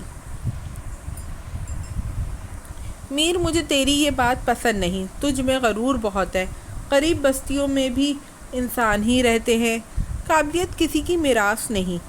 عزین بے شک ایک قابل لڑکی ہے، وہ بہت ترقی کرے گی۔ پتہ نہیں کیوں مجھے ایسا لگتا ہے کہ وہ تمہارے بزنس کے لیے پرفیکٹ ہے۔ حاشر کے جواب پر میر نے ہنستے ہوئے اپنی چیئر ساتھ ٹیک لگائی۔ یہ غریب لوگ کسی کے کام نہیں آتے، انتہائی لالچی ہوتے ہیں۔ وفاداری کی ان سے امید رکھنا بھی بے وقوفی ہے۔ میر کے جواب پر حاشر اسے خاموش نظروں سے دیکھنے لگا۔ لاجواب ہو گئے نا؟ میر نے دوبارہ اپنی کونیوں کو میز پر رکھتے ہوئے پوچھا۔ میر، تم تو ایسے نہ تھے، اچھا خاصا محبت والا دل رکھتے تھے۔ حاشر نے کھوئے ہوئے لہجے میں یاد دلایا۔ ہاں، اور اس معاشرے نے جو اس محبت والے دل کے ساتھ سلوک کیا وہ بھی تمہارے سامنے ہے۔ حاشر، تم میری تکلیف کا اندازہ نہیں کر سکتے۔ مجھے آج بھی سکون کی نیند نہیں آتی۔ جو کچھ بھی میں نے جیل کے 5 سالہ زندگی میں برداشت کیا ہے، تم اس کا تصور نہیں کر سکتے۔ میر نے حاشر کی طرف جھکتے ہوئے کہا۔ اچھا ٹھیک ہے، تم یہ فائل دیکھو کیسی زبردست تیار کی ہے۔ عابد بلڈرز اب بچ نہیں پائیں گے۔ حاشر نے فائل میر کے آگے رکھی۔ یہ تو یقیناً تمہاری اس اسسٹنٹ نے تیار کی ہوگی، میر نے اپنے آگے کرتے ہوئے طنزیہ انداز میں پوچھا۔ ہاں، اس نے ہی کی ہے، حاشر نے اقرار کرنا مناسب سمجھا۔ میں سوچ رہا تھا تمہاری اس اسسٹنٹ کو جیل کی ہوا لگائی جائے۔ میر کی بات پر حاشر کے چہرے کی ہوائیاں اڑی۔ میر، حاشر نے آہستہ سے پکارا۔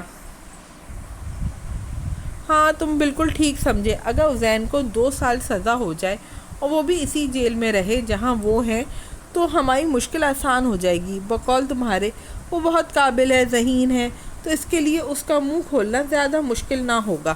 میر کی آنکھوں میں انتقام چمک رہا تھا۔ مگر اس کا کیریئر تباہ ہو جائے گا، وہ ایک لڑکی ہے۔ حاشر افسردہ ہوا۔ میر، ابھی کیریئر تباہ ہوا تھا، میرا بھی کیریئر ابھی تباہ ہوا تھا۔ میرا بھی کیریئر تباہ ہوا تھا، میں بھی ایک لڑکا تھا، میر نے دو بدو جواب دیا۔ وہ اس سب کے لیے کبھی نہیں مانے گی، حاشر نے اچانک کہتے ہوئے خود کو ریلیکس کیا۔ اول تو وہ مان جائے گی کیونکہ میں نے اس کی آنکھوں میں لالچ دیکھی ہے، دوسرا اگر وہ نہ مانی تو مجھے منانا آتا ہے۔ میر نے فائل پر ہاتھ پھیرتے ہوئے جواب دیا۔ تم اسے بھول نہیں سکتے، حاشر نے بے چارگی سے کہا۔ نہیں، کبھی نہیں۔ میر بدلہ ضرور لیتا ہے۔ میر نے فائل پہ مکہ مارا۔ مجھے عزین کے لیے برا لگ رہا ہے، حاشر کہتا ہوا اٹھ کھڑا ہوا۔ مگر مجھے اب وہ اچھی لگ رہی ہے۔ میر نے شرارت سے حاشر کی طرف دیکھا۔ تم اپنے مقصد کے لیے کوئی اور لڑکی دیکھ لو، میری اسسٹنٹ کو معاف کر دو، حاشر نے میز سے فائل اٹھاتے جواب دیا۔ چلو، مرضی ہے، مگر یہ اس کے لیے گولڈن چانس ہے۔ میر اپنی بات پر قائم تھا۔ سر جی، آپ نے بلوایا تھا؟ غازی نے فارم ہاؤس کے لان میں داخل ہوتے ہوئے اونچی آواز میں پوچھا۔ آؤ، میر نے سر ہلاتے ہوئے اپنے سامنے بیٹھنے کا اشارہ کیا، جبکہ فارم ہاؤس کے چاروں طرف اس کے بندے موجود تھے۔ غازی، مجھے عابد بلڈرز کے اکلوتے بیٹے کی ناگہانی موت کا بہت افسوس ہے۔ میر کے جملے کو سمجھتے ہوئے غازی مسکرا دیا۔ سر، اس کا ایک ہی بیٹا ہے جو ابھی زندہ ہے۔ باڈی گارڈ نے اپنے طور پر دونوں کی معلومات میں اضافہ کیا، مگر غلام علی کے ماتھے پر کچھ شکنیں نمودار ہوئیں۔ مگر اب زندہ نہیں رہے گا۔ غازی کے جواب پر میر نے اطمینان سے غلام علی کو دیکھا، جو سخت اضطراب کا شکار تھا۔ اس لفافے میں اس کی تمام معلومات موجود ہیں، اس کی تصویر اور یہ کہ وہ کب ایئرپورٹ پہ اترے گا۔ میر نے میز کے پر پڑے سفید لفافے کی طرف اشارہ کیا۔ جو حکم، غازی نے لفافہ پکڑتے ہوئے اپنی جیکٹ کے اندر ڈالا۔ غازی، میں نے تمہارا دبئی کا ویزا لگوا دیا ہے۔ میرا خیال ہے تمہیں اس کام کے بعد کچھ وقت دبئی میں گزارنا چاہیے۔ جب مجھے حالات ٹھیک لگیں گے میں تمہیں واپس بلوا لوں گا۔ میر کا اطمینان قابل دید تھا، جیسے وہ کوئی پلاٹ کی خرید و فروخت کا ذکر کر رہا ہو۔ میں اب چلتا ہوں۔ غازی اپنی جگہ سے کھڑا ہوا۔ ٹھیک ہے، تمہاری جو بھی پلاننگ ہو مجھے بتا دینا، میں اسی مناسبت سے تمہاری سیٹ بک کروا دوں گا۔ میر نے مسکراتے ہوئے غازی کو جانے کا اشارہ کیا تو وہ اپنے قدموں پہ لوٹ گیا۔ میر، آپ ٹھیک نہیں کر رہے، غلام علی سے رہا نہ گیا تو بول پڑا۔ تم نے ٹھیک کیا میرے ساتھ؟ میر نے دیکھے بغیر پوچھا۔ کیا مطلب؟ غلام علی نے ناسمجھی سے کہتے ہوئے میر کی طرف دیکھا، جو سامنے پودوں کو دیکھ رہا تھا۔ یہ جو گلبدن کا دماغ خراب ہوا ہے، اس میں سوائے تمہارے کسی کا ہاتھ نہیں۔ میں نے کل اس کی ڈائری پڑھی ہے۔ اپنے مشورے اپنے پاس رکھا کرو، ورنہ تم سے زیادہ مجھے کوئی نہیں جانتا۔ انتہائی شفاف شخص ہوں میں، میر کہتا ہوا اٹھ کھڑا ہوا۔ میں نے گل بی بی کو کچھ نہیں کہا، غلام علی نے اپنی صفائی دی۔ غلام علی، میرا نام میر طلال ہے اور میں بندے کی آنکھیں پڑھ لیتا ہوں، میر نے گھڑی پہ ٹائم دیکھتے ہوئے جواب دیا۔ غلام علی، قبرستان کم جایا کرو، کیونکہ وہاں سے آنے کے بعد تمہاری آنکھوں میں بغاوت بولتی ہے۔ اپنے بھائی کی قبر پہ کم جایا کرو، ورنہ تمہارے بعد اس کی قبر پہ کون جائے گا؟ میر نے کہتے ہوئے غلام علی کے کندھے پہ تھپکی دی۔ جی، غلام علی صرف اتنا ہی کہہ سکا۔ آگے پیچھے تینوں گاڑیاں فارم ہاؤس سے نکلیں۔ غیر ارادی طور پہ میر کی نگاہیں سڑک کنارے عزین کو ڈھونڈ رہی تھیں۔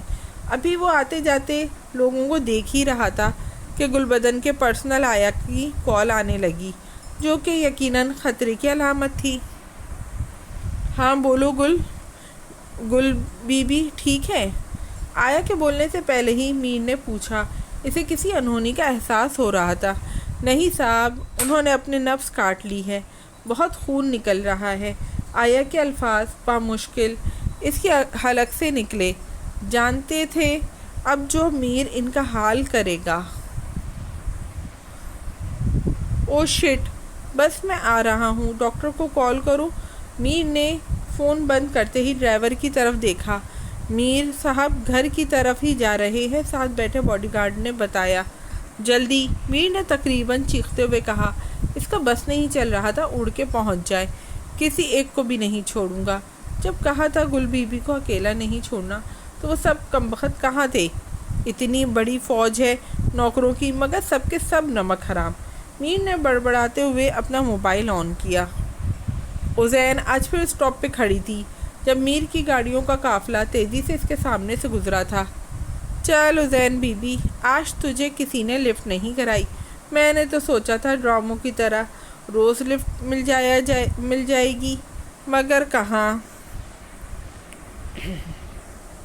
ویسے تو بڑا جتلا رہے تھے تم میں اخلاق نام کی کوئی چیز نہیں، اپنی دفعہ یوں گزرے ہیں جیسے میں یہاں ہوں ہی نہیں۔ عزین نے دھول کو دیکھتے ہوئے سوچا جو گاڑیاں اپنے پیچھے چھوڑ گئی تھیں۔ وہ اچھا ہے تو بہتر، برا ہے تو بھی قبول۔ مزاج عشق میں عیب یار نہیں دیکھے جاتے۔ دی ایسا مت کر، یہ تو سراسر خودکشی کرنے والی بات ہے۔ اس لڑکے کی بہت ہائی سیکیورٹی ہے، وہ عابد بلڈر کا اکلوتا چشم و چراغ ہے۔ ان لوگوں نے پولیس سے بھی مدد لے رکھی ہے، ان کے اپنے باڈی گارڈ ہیں جو ہر وقت جدید اسلحے سے لیس ہوتے ہیں۔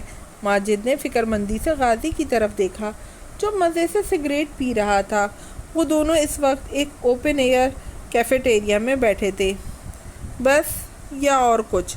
قاضی نے ایش ٹرے میں سگریٹ جھاڑتے ہوئے پوچھا۔ دی، یہ زندگی مذاق نہیں ہے، صرف ایک بار ملتی ہے، اسے دوسروں کی خاطر برباد نہیں کرنی چاہیے۔ ماجد کی بات پر قاضی طنزیہ ہنسا۔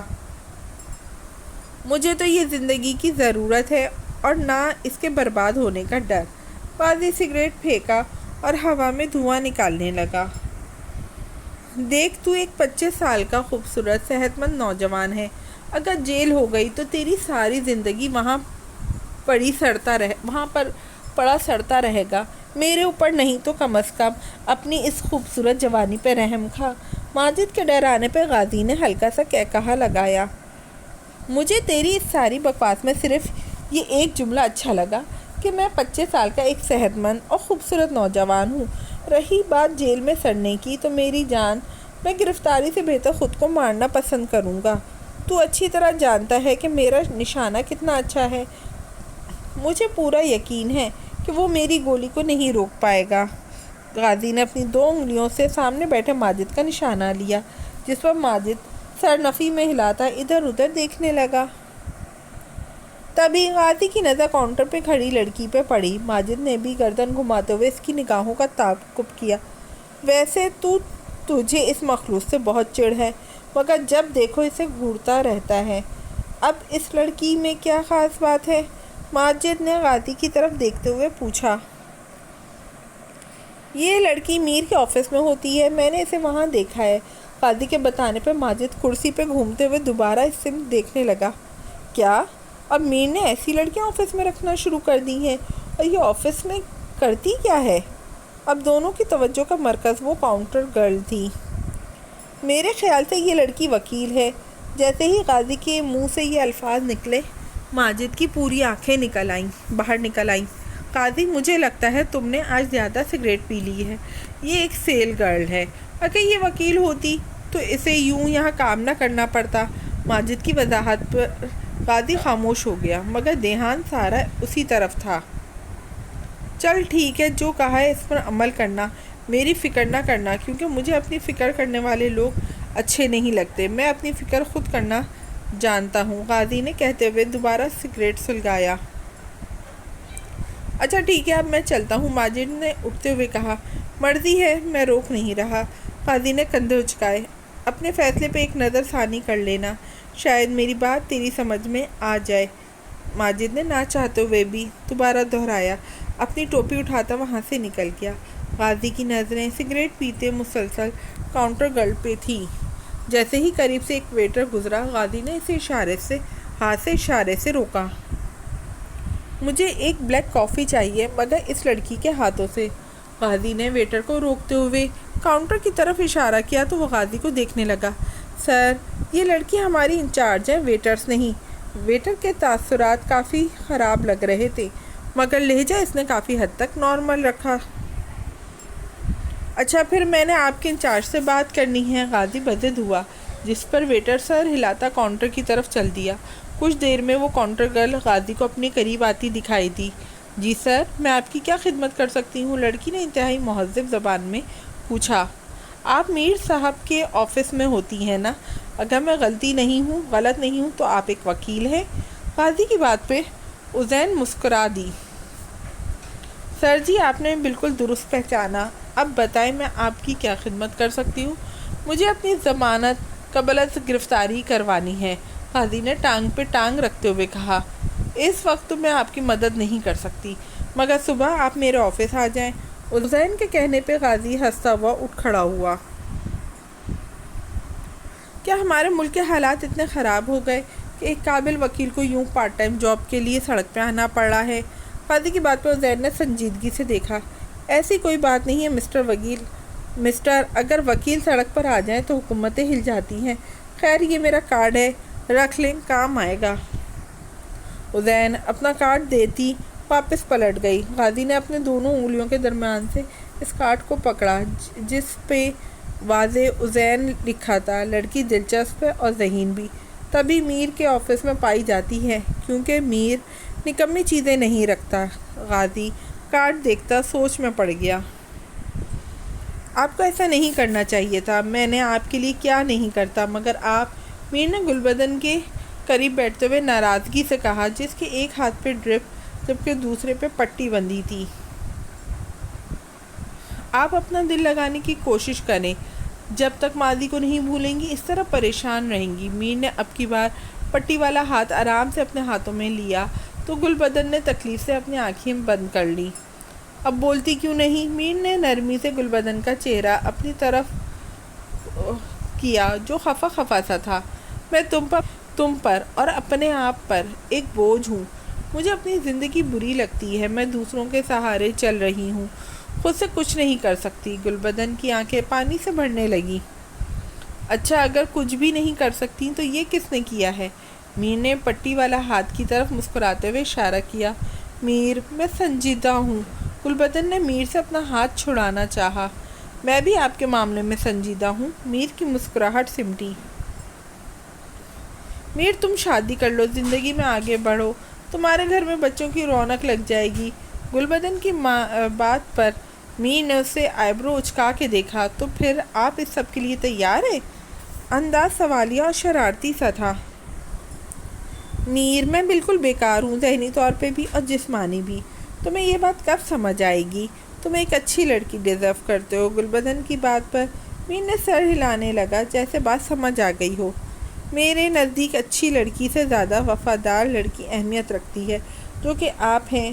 آپ میرے لیے جان دے بھی سکتی ہیں اور اپنے محبوب کی جان میرے لیے لے بھی سکتی ہیں۔ میر کے منہ سے جیسے ہی یہ جملے نکلے، گلبدن کے تاثرات فوراً تبدیل ہو گئے۔ میں نے جان بوجھ کر شیر علی کو جان سے نہیں لی تھی۔ میں نے جان بوجھ کر شیر علی کی جان نہیں لی تھی، گلبدن نے احتجاج کیا۔ معلوم ہے، میر نے گلبدن کے ہاتھ کی پشت کو اپنے انگوٹھے سے سہلاتے ہوئے جواب دیا۔ میر، تم سمجھتے کیوں نہیں ہو، میں خود سے تنگ آ گئی ہوں۔ گلبدن نے بے بسی سے میر کو دیکھا۔ معلوم ہے، میر نے گلبدن کے ہاتھ کی پشت کو اپنے انگوٹھے سے سہلاتے ہوئے جواب دیا۔ میر، تم سمجھتے کیوں نہیں ہو، میں خود سے تنگ ہوں۔ گلبدن نے بے بسی سے میر کی جانب دیکھا۔ آپ مجھے تنگ کیا کریں، خود نہ تنگ ہوا کریں، مگر ایسے جیسے اچھی بیویاں کرتی ہیں، مختلف فرمائش کر کے، نہ کہ یوں۔ میر نے پٹی والے ہاتھ کی طرف اشارہ کرتے کہا،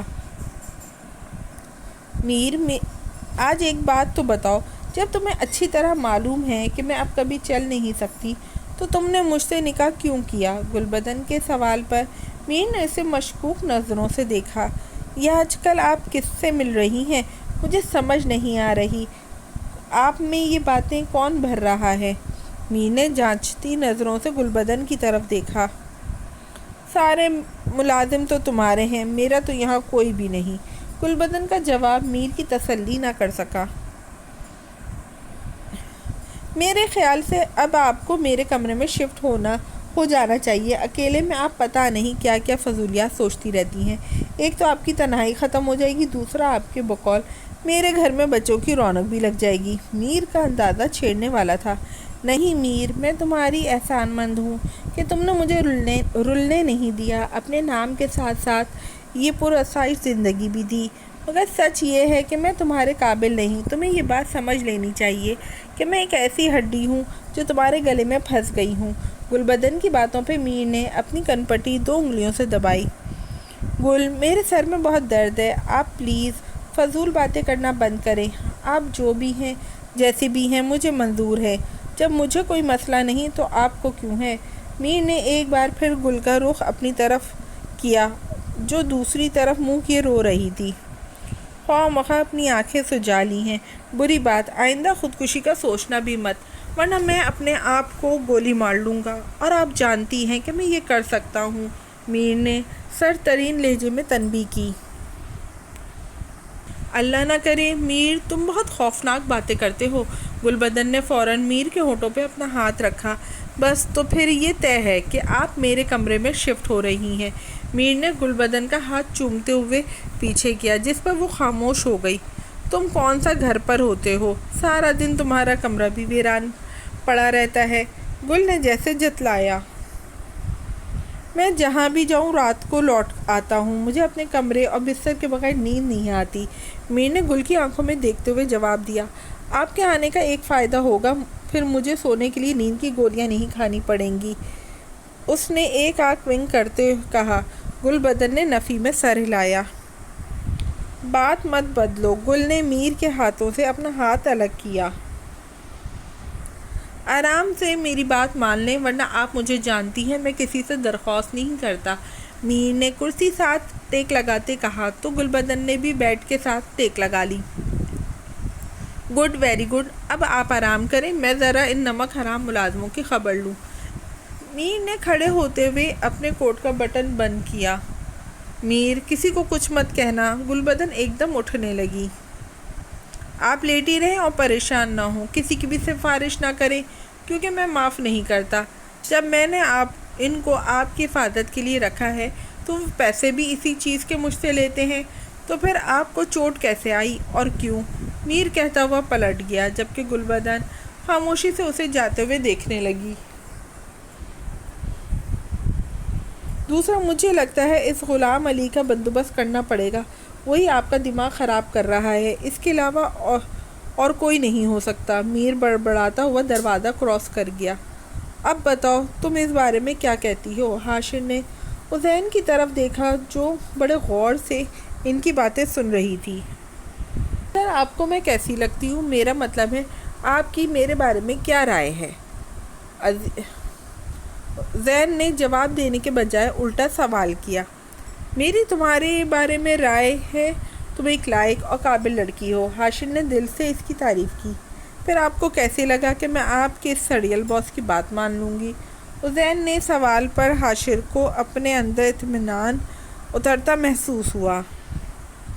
اصل میں وہ میر کہہ رہا تھا کہ تم ایک لالچی لڑکی ہو، دولت کے لیے کچھ بھی کر سکتی ہو، تو میں نے سوچا پہلے میں خود چیک کر لوں، پر شکر ہے تم ایسی نہیں ہو۔ حالانکہ زیادہ تر میر کا اندازہ بالکل درست نکلتا ہے۔ حاشر کی وضاحت پر حسین نے اسے بڑی گہری نظروں سے دیکھا۔ یہ میر میرے بارے میں اتنے درست اندازے کیسے لگا سکتے ہیں؟ بظاہر حاشر کو دیکھتے ہوئے حسین خود سے مخاطب تھی، تبھی حاشر نے اس کے آگے چٹکی بجائی۔ سر میں آپ کی بات سن رہی ہوں۔ عزین نے فوراً اپنا سر جھٹکتے آس پاس دیکھا۔ تم سے میر ملنا چاہتا ہے؟ وجہ میں نے تمہیں بتا دی ہے۔ حاشر نے اپنے آگے کافی کا کپ صرف سرکایا۔ آپ بس یہ بتائیں کہ جیل میں کون ہے جس سے میر بدلہ لینا چاہتا ہے؟ عزین کا سوال حاشر کو پریشان کر گیا۔ مجھے نہیں معلوم، یہ سوال تم میر سے ہی پوچھ لینا۔ حاشر نے جان چھڑائی۔ سر آپ ان کے کافی پرانے دوست ہیں، اتنا تو معلوم ہوگا کہ کون اندر ہے اور کیوں۔ عزین نے کافی پہ زور دیتے ہوئے پوچھا۔ عزین تم میر سے مل لو، جو تسلی میں نے کرنی تھی وہ کر لی، باقی تم جانو اور وہ، میرا کچھ لینا دینا نہیں۔ حاشر نے کپ خالی کرتے میز پہ رکھا۔ چلیں آپ کے اس دوست نما باس سے بھی مل کر دیکھتے ہیں۔ عزین نے بھی اپنا کپ خالی کیا۔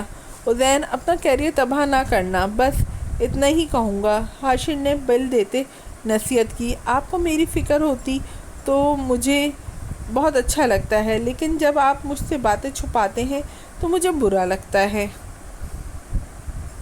میں جانتی ہوں آپ کو معلوم ہے جیل میں کون ہے، مگر عزین نے اپنی جان بوجھ کر ادھوری چھوڑتے حاشر کی طرف دیکھا جو اس کے برابر چلتا ہوا ہوٹل سے نکل رہا تھا۔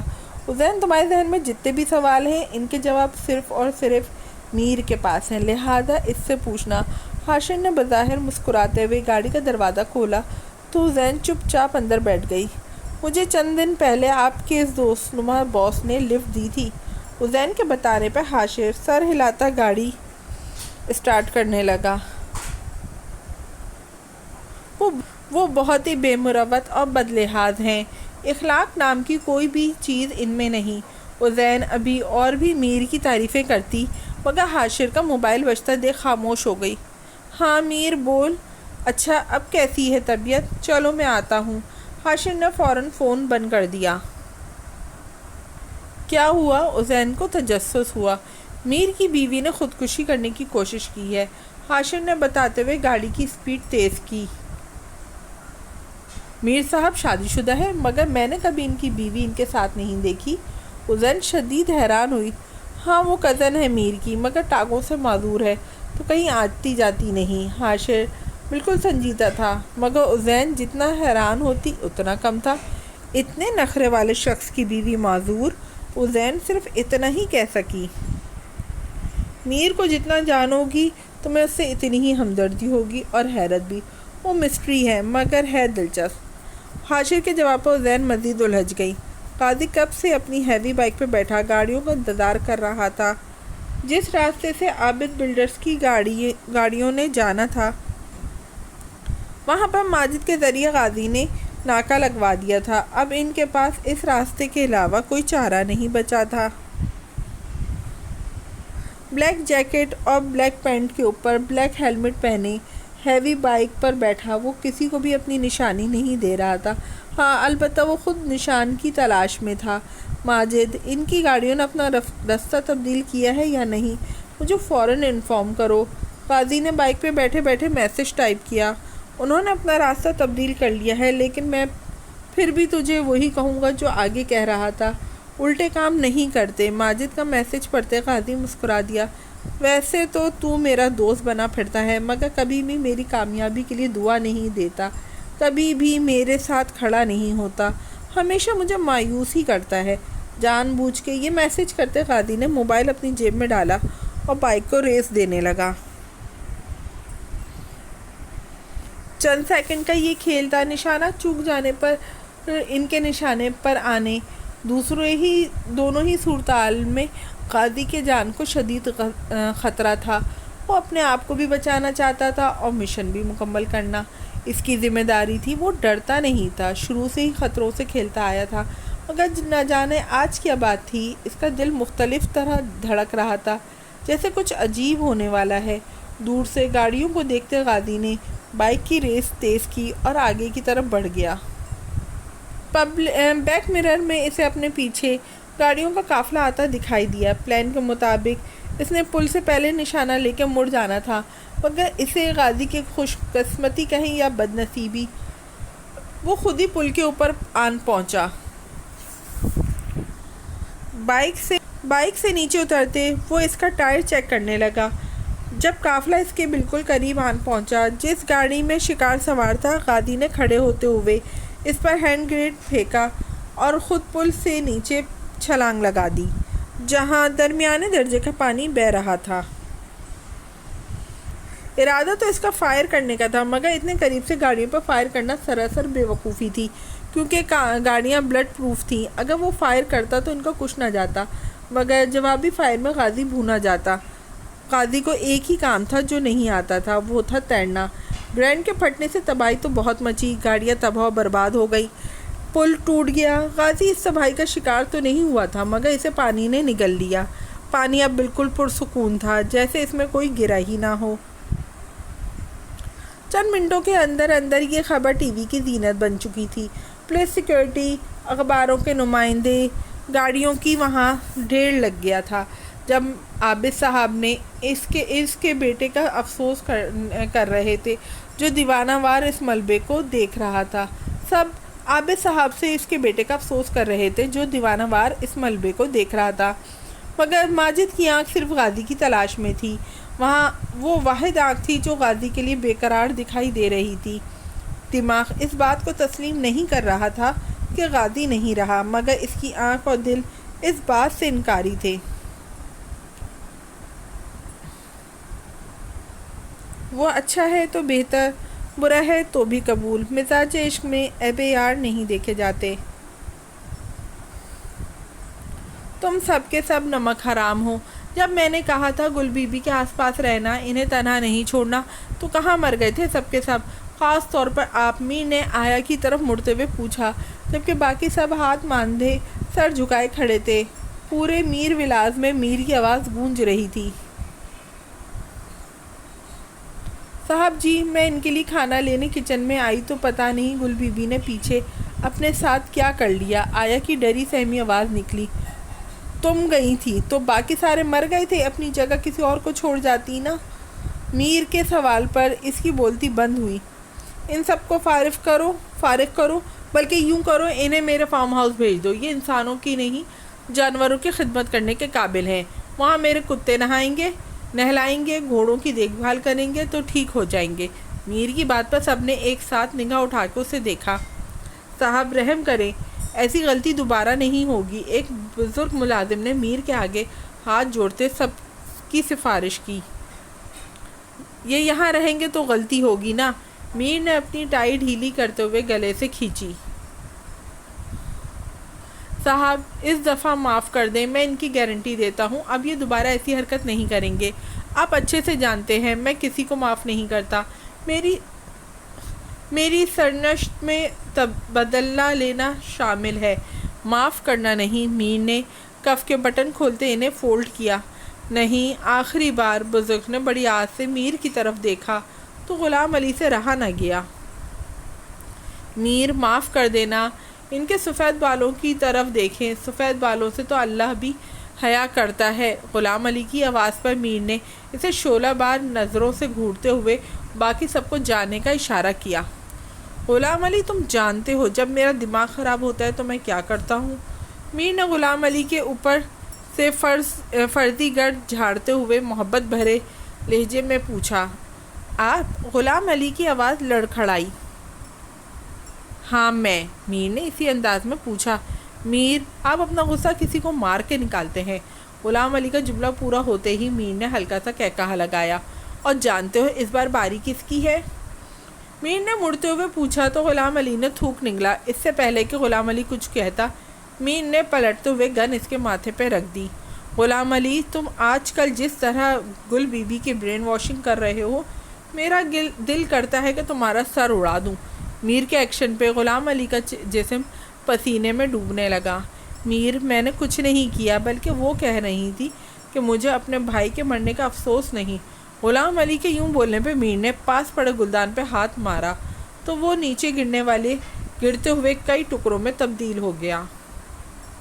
گل بی بی کا تو دماغ شروع سے ہی کام نہیں کرتا، ورنہ وہ شیر علی کی جگہ مجھ پہ گولی چلاتی، مگر تمہارا تو کرتا ہے نا، بولو۔ میر نے چیختے ہوئے غلام علی کا گریبان پکڑا تو وہ 2 قدم پیچھے ہوا۔ میر نے گن صوفے پہ پھینکتے ہوئے گہرے گہرے سانس لیے۔ اپنے آپ کو نارمل کرتے ہوئے میر نے ٹی وی آن کیا تو اس پر ایک ہی خبر چل رہی تھی، ملک کے مایہ ناز بلڈرز کے اکلوتے بیٹے کی کار حادثے میں ڈیتھ ہو گئی۔ خبر ملتے ہی میر کے تنے اعصاب نارمل ہوئے، پھر دیکھتے ہی دیکھتے خوشی میں ڈھل گئے۔ تم سب کے سب نکمے اور نمک حرام ہو، سوائے اس غازی کے، وہ میرا ٹائیگر ہے۔ میر کی خوشی دیدنی تھی۔ خوشی سے میر نے باری باری تمام چینلز ٹیون کیے تو سب پر ایک ہی خبر تھی، جس سے اس کا انگ انگ خوشی سے جھومنے لگا۔ گاڑی نکالو، مجھے ابھی اور اسی وقت عابد بلڈرز کے پاس افسوس کے لیے جانا ہے۔ آخر ہمارا کاروباری رقیب ہے، اور رقیب تو محبوب سے زیادہ عزیز ہوتا ہے۔ تمہیں تو اس بات کا بخوبی اندازہ ہوگا، ہے نا؟ آخر تم بھی تو میرے رقیب رہ چکے ہو۔ میر آنکھ مارتا غلام علی کا کندھا تھپکتا آگے بڑھ گیا۔ عزین، تم نے خبر سنی؟ حاشر نے عزین کو فون کرتے پوچھا۔ سنی ہے سر، مگر ہمارا اس سے کیا لینا دینا؟ عزین کے جواب پر حاشر نے اپنا ماتھا پیٹ لیا۔ بے وقوف لڑکی، بلکہ وکیل، عابد بلڈرز ہمارے رقیب ہیں اور وہ سب سے پہلے ہمارا ہی نام دیں گے۔ حاشر نے اسے سمجھانا چاہا۔ مگر میری تو کسی سے کوئی دشمنی نہیں، اور دوسرا میں اور آپ کب سے ہم ہو گئے؟ عزین کی بات پر حاشر نے گہرا سانس خارج کیا۔ عزین، ہم سے مراد میر کا اسٹاف ہے۔ حاشر کے جواب پہ عزین سر ہلانے لگی۔ اچھا، اب مجھے بات سمجھ آ گئی، تو پوچھیں ہمیں اب کیا کرنا ہے؟ عزین نے جان بوجھ کر ہم پر زور دیا۔ محترمہ وکیل صاحبہ، ہمیں فوراً ایک قانونی کارروائی کرنی چاہیے تاکہ ہم عابد بلڈرز کے کسی بھی قسم کی جارحیت سے بچ سکے۔ آئی سمجھ؟ یعنی ہم نے میر کو ایک سیف زون مہیا کرنا ہے، حاشر نے سنجیدگی سے بتایا، کیونکہ آج کل سارے کام عزین ہی کر رہی تھی۔ بدلے میں ہمیں کیا ملے گا؟ عزین کی بات سنتے ہوئے حاشر کمرے میں ٹہل رہا تھا۔ عزین، ہم اس کے قانونی مشیر ہیں، وہ ہمیں اس چیز کی اچھی خاصی تنخواہ دیتا ہے، حاشر نے جتلایا۔ اچھا، پھر میں ایک پروٹیکٹیو فائل تیار کرتی ہوں۔ عزین کے حامی بھرنے پر حاشر نے سکھ کا سانس لیا اور فون بند کر دیا۔ ابھی وہ دوبارہ ٹی وی کی طرف متوجہ ہوا ہی تھا کہ اس کا موبائل بجنے لگا۔ ہاں میر، حاشر نے ٹی وی پر نظر جماتے ہوئے پوچھا۔ حاشر، میں عابد بلڈرز کے آفس جا رہا ہوں افسوس کرنے۔ تمہیں تو معلوم ہے آگے کیا کرنا ہے؟ جی بالکل، میں نے عزین کو کہہ دیا ہے۔ حاشر کے منہ سے عزین کا نام کا لفظ سنتے ہی میر کافی بدمزہ ہوا۔ ایسا کرو، عزین سے کہو وہ میرے ساتھ عابد بلڈر چلے تاکہ ان کو دیکھتے ہوئے قانونی کارروائی کی جائے۔ میر کے حکم پر حاشر حیران ہوتے ہوئے مسکرانے لگا۔ اچھا، میں اسے کال کرتا ہوں کیونکہ اس وقت وہ آفس میں نہیں ہے۔ حاشر کی اطلاع پر کچھ سوچتے ہوئے میر نے کہا، سے کہو اپنے اسی گندے اسٹاپ پر آ جائے، میں وہیں سے پک کر لیتا ہوں۔ میر نے کہتے ہوئے کال کاٹ دی۔ میر کے ذہن میں پتہ نہیں کیا چل رہا تھا۔ اللہ عزین کو میر کے اور میر کو عزین کے شر سے محفوظ رکھے، دونوں ہی نیگیٹو چارج رکھتے ہیں، حاشر کہتا عزین کو کال ملانے لگا۔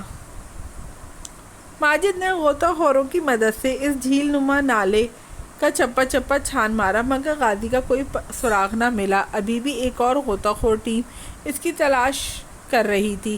سر، آپ کو آخر کس کی تلاش ہے؟ حوالدار نے ماجد کو یوں پریشان ہوتے دیکھ کر پوچھا۔ ہمارا کام ہے تلاش کرنا، کیونکہ 3 گاڑیوں میں کافی لوگ سوار تھے، سب کی تلاشیں نہیں ملی۔ ماجد نے بات بدلی۔ دفع کریں سر جی، آپ کیوں ان لوگوں کے پیچھے خور ہو رہے ہیں؟ حوالدار کی بات پر ماجد نے اسے گھور کے دیکھا۔ ہماری اور تمہاری ترقی کا انحصار اسی کارکردگی پر ہے، چپ چاپ کام کرو، عینی شاہد ڈھونڈو، ان سے پوچھو کہ واقعہ کیا ہوا تھا، پھر پوری رپورٹ تیار کر کے ایس پی صاحب کو پیش کرو، اس سے پہلے کہ ہماری پیشی ہو جائے۔ ماجد کا موڈ غازی کی وجہ سے سخت خراب تھا اور رہتی کسر حوالدار نکال رہا تھا۔ غازی یار کہاں ہے تو؟ کہاں جا کر چھپ گیا ہے؟ پانی کی لہروں کو دیکھتے ہوئے ماجد نے دل میں اسے پکارا۔ غازی ہے تو کافی تیز، میرا دل نہیں مانتا کہ وہ یوں۔ عابد نے اپنی آنکھوں کو دبایا۔ ماجد نے اپنی آنکھوں کو دبایا۔ میرے پیارے اللہ جی، تو میرے دوست بہت ہی گھٹیا ذلیل کمینہ، مگر تو اسے بچا لے۔ ماجد دعا کرتا اٹھ کھڑا ہوا۔ اتنی دیر میں غوطہ خور ٹیم بھی باہر آ گئی۔ سر، ہمارے سامنے یہاں کوئی زندہ یا مردہ وجود نہیں ہے، ورنہ ضرور کوئی نہ کوئی سراغ مل جاتا۔ آپ کے حکم پر ہم نے اچھی طرح چھان بین کر لی، مگر ہمیں کچھ نہیں ملا۔ ٹیم کے سربراہ نے جواب دیا تو ماجد نے اداسی سے سر ہلایا۔ زری، تو نے سنا ہے بابا سرکار کی زیارت پر کوئی نوجوان آیا ہے؟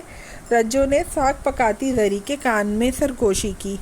زیارت پر تو ہر کوئی پتہ نہیں کتنے نوجوان لڑکے لڑکیاں آتی ہیں، اس میں خاص بات کیا ہے؟ زری نے آنکھ کو پھونک کر مارتے ہوئے جواب دیا۔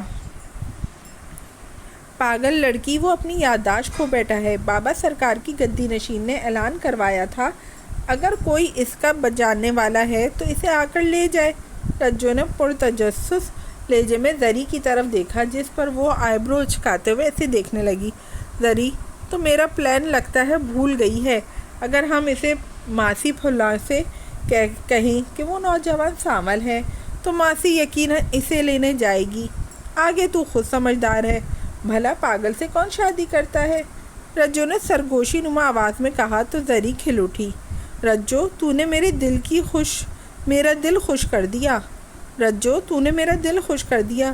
چل ماسی کو لے کر زیارت پر چلتے ہیں، ویسے وہ دیکھنے میں کیسا لگتا ہے؟ زری نے ہانڈی پہ ڈھکن دیا اور آگ بجھا دی۔ ارے یہ کیا کر رہی ہے؟ کھانا تو بنا لے۔ رجو نے اسے آگ بجھاتے دیکھ شور مچایا۔ چپ کر، ہلکی آنچ پہ خود ہی پکتا رہے گا۔ چل آ، ماسی کو زیارت پر لے کر چلتے ہیں۔ زری نے اپنا دوپٹہ سر پر لیتے ہوئے کہا تو رجو بھی کھڑی ہو گئی۔ ماسی، لگتا ہے اللہ نے تیری سن لی۔ دیکھ، زیارت پہ تیرا سانول آیا ہے۔ دور سے ہی رجو نے چیخ کے ماسی کو آواز دی، جو کھیتوں میں کام کر رہی تھی۔ رجو، مجھے اس طرح کا مذاق پسند نہیں۔ ماسی نے ایک نظر اسے دیکھتے ہوئے دوبارہ اپنا کام شروع کر دیا۔ ہے اللہ ماسی، میں کیوں جھوٹ بولوں گی؟ ابھی زیارت اور 2 دفعہ مسجد کے لاؤڈ اسپیکر میں بھی اعلان ہوا ہے۔ وہ بیچارہ ساتھ والے گاؤں کا نالا نہیں ہے، اس میں سے ملا ہے۔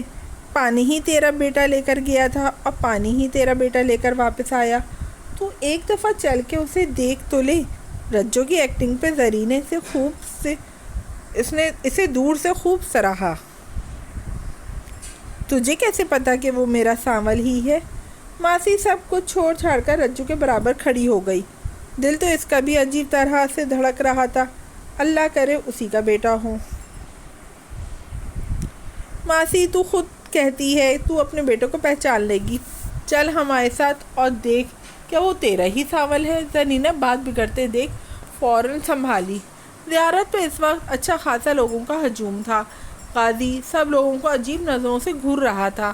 بدقسمتی سے اسے سر اور ٹانگ پر شدید چوٹ آئی تھی، جس کی وجہ سے وہ کچھ نہیں کر پا رہا تھا۔ اوپر سے اتنے سارے لوگ، شدید کوفت اور تکلیف کے مارے وہ بار بار آنکھیں بند کرتا دیوار کے ساتھ ٹیک لگا رہا تھا۔ لو جی، ماسی پھلا آ گئی۔ دیکھ ماسی، اللہ نے تیرا بیٹا واپس کر دیا۔ وہاں پر جتنے بھی مرد عورت کھڑے تھے، سب ماسی پھلا کو دیکھ کے شور مچانے لگے۔ دیکھ، یہ تو بیچارہ اچھا خاصا مسکین سا ہے۔ رجو کے منہ سے جیسے ہی یہ جملہ نکلا، قاضی نے ایک جھٹکے سے گردن اٹھا کے اس سے دیکھا، کیونکہ یہ لفظ ماجد اسے بہت پیار سے کہتا تھا، مگر وہاں شناسائی کی کوئی رمق نہ تھی، جبکہ ماسی غازی کے سر پہ محبت سے ہاتھ پھیر رہی تھی، غازی کو دیوانہ وار چوم رہی تھی، جس سے وہ شدید تنگی کا شکار ہو رہا تھا، مگر اس وقت شور مچانا سراسر بے وقوفی تھی۔ میں اپنے پتر کو اپنے گھر لے کر جاؤں گی، اس کی خدمت کروں گی، کچھ دنوں میں یہ بالکل ٹھیک ہو جائے گا۔ ماسی نے اپنے آنسو صاف کرتے ہوئے غازی سے کہا تو غازی نے دل میں شکر ادا کیا، کیونکہ اتنے سارے لوگوں کے درمیان سے بھاگنا مشکل تھا بنسبت ایک بوڑھی عورت کے پاس سے بھاگنے۔ غازی نے فوراً ہاں میں سر ہلایا تو ماسی نے خوشی سے اس کا ماتھا چوم لیا۔